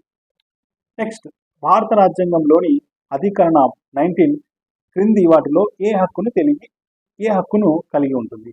మనకి భారత రాజ్యాంగంలో ఆర్టికల్ 19 ఏం చెప్తుంది చెప్పండి? ఆర్టికల్ 19. సో ఇది ఎలా గుర్తుపెట్టుకోవాలి మనము? ఆర్టికల్ 19 ఎక్కడ వస్తుంది చెప్పండి? యాక్చువల్లీ రెండవ ఫండమెంటల్ రైట్లో వస్తుంది. సో ఫస్ట్ వన్ వచ్చి 14 నుంచి 18 వరకు, సెకండ్ వన్ 19 నుంచి మనకి 4 కలుపుతాం అంటే 19, 20, 21, 22 వరకు. 19 అంటే ఫస్ట్ వన్. మరి రెండవ ఫండమెంటల్ రైట్ ఏది మనకి? స్వేచ్ఛ స్వాతంత్రపు హక్కు. అందులో ఫస్ట్ వన్ ఏది మనకి? భావ ప్రకటన స్వేచ్ఛ కదా. వాక్ స్వాతంత్రము, భావ ప్రకటన స్వేచ్ఛ అని చదువుకున్నాం. కాబట్టి మూడవది వాక్ మరియు భావ ప్రకటన స్వేచ్ఛ అనేటువంటిది ఆర్టికల్ 19 అని మనం గుర్తుపెట్టుకోవాలి. నెక్స్ట్, భారత రాజ్యాంగంలోని ప్రాథమిక హక్కులు ఎక్కడి నుండి తీసుకున్నారు అంటే, ఏ రాజ్యాంగం నుంచి తీసుకున్నారు అంటే అమెరికా అంటే యుఎస్, అమెరికా సంయుక్త రాష్ట్రాలు యుఎస్ రాజ్యాంగం నుంచి తీసుకున్నారు మన భారతదేశ ప్రాథమిక హక్కులు. నెక్స్ట్, భారత రాజ్యాంగంలోని అధికరణ 21A డాష్ హక్కును అందిస్తుంది. 21A మనకి ఏం చెప్తుంది? 21 వచ్చి జీవించే హక్కు, మరి 21A వచ్చి విద్యా హక్కు గురించి చెప్తుందన్నమాట. 6 నుంచి 14 సంవత్సరాల వయసు గల పిల్లలందరికీ ఉచిత నిర్బంధ విద్యా హక్కు గురించి 21A చెప్తుంది. తర్వాత సమానత్వపు హక్కు అంటే ఫస్ట్ వన్ ఫండమెంటల్ రైట్ కింద ఎన్ని ఆర్టికల్స్ ఉన్నాయి? మరి ఫస్ట్ ఫండమెంటల్ ఆర్టికల్లో మనకి ఫస్ట్ ఫండమెంటల్ రైట్లో ఎన్ని ఆర్టికల్స్ ఉన్నాయి? 5 ఆర్టికల్స్ ఉన్నాయి మనకి. ఓకేనా? 14 నుంచి 18 వరకు అంటే థర్డ్ వన్ ఆప్షన్ 5 ఆర్టికల్స్ ఉన్నాయి. నెక్స్ట్, గోప్యత హక్కును ప్రాథమిక హక్కుగా ప్రకటించిన 9 మంది న్యాయమూర్తుల రాజ్యాంగ ధర్మాసనానికి క్రింది వారిలో ఎవరు నేతృత్వం వహించారు? సో ఎవరంటే జేఎస్ ఖేహార్. సో ఇది గుర్తుపెట్టుకోండి, ఇది ఒక క్వశ్చన్ వచ్చింది. సో దీపక్ మిశ్రా వచ్చి ఫస్ట్ ఎన్హెచ్ఆర్సి చైర్మన్, కానీ మరి ఇది వచ్చి గోప్యత హక్కును ప్రాథమిక హక్కుగా ప్రకటించిన 9 మంది న్యాయమూర్తుల రాజ్యాంగ ధర్మాసనానికి ఈయన నేతృత్వం వహించారన్నమాట. జేఎస్ ఖేహార్ అనేటువంటిది గుర్తుపెట్టుకోండి.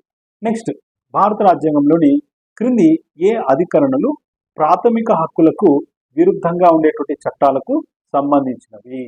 చూడండి, భారత రాజ్యాంగంలో ఏ అధికరణ అంటే ఏ ఆర్టికల్ అనేటువంటిది ప్రాథమిక హక్కులకు విరుద్ధంగా ఉండే చట్టాలకు సంబంధించింది. అంటే విరుద్ధంగా ఉండేటువంటి చట్టాలను చెల్లవు అని చెప్పే ఆర్టికల్ ఏది మనకి?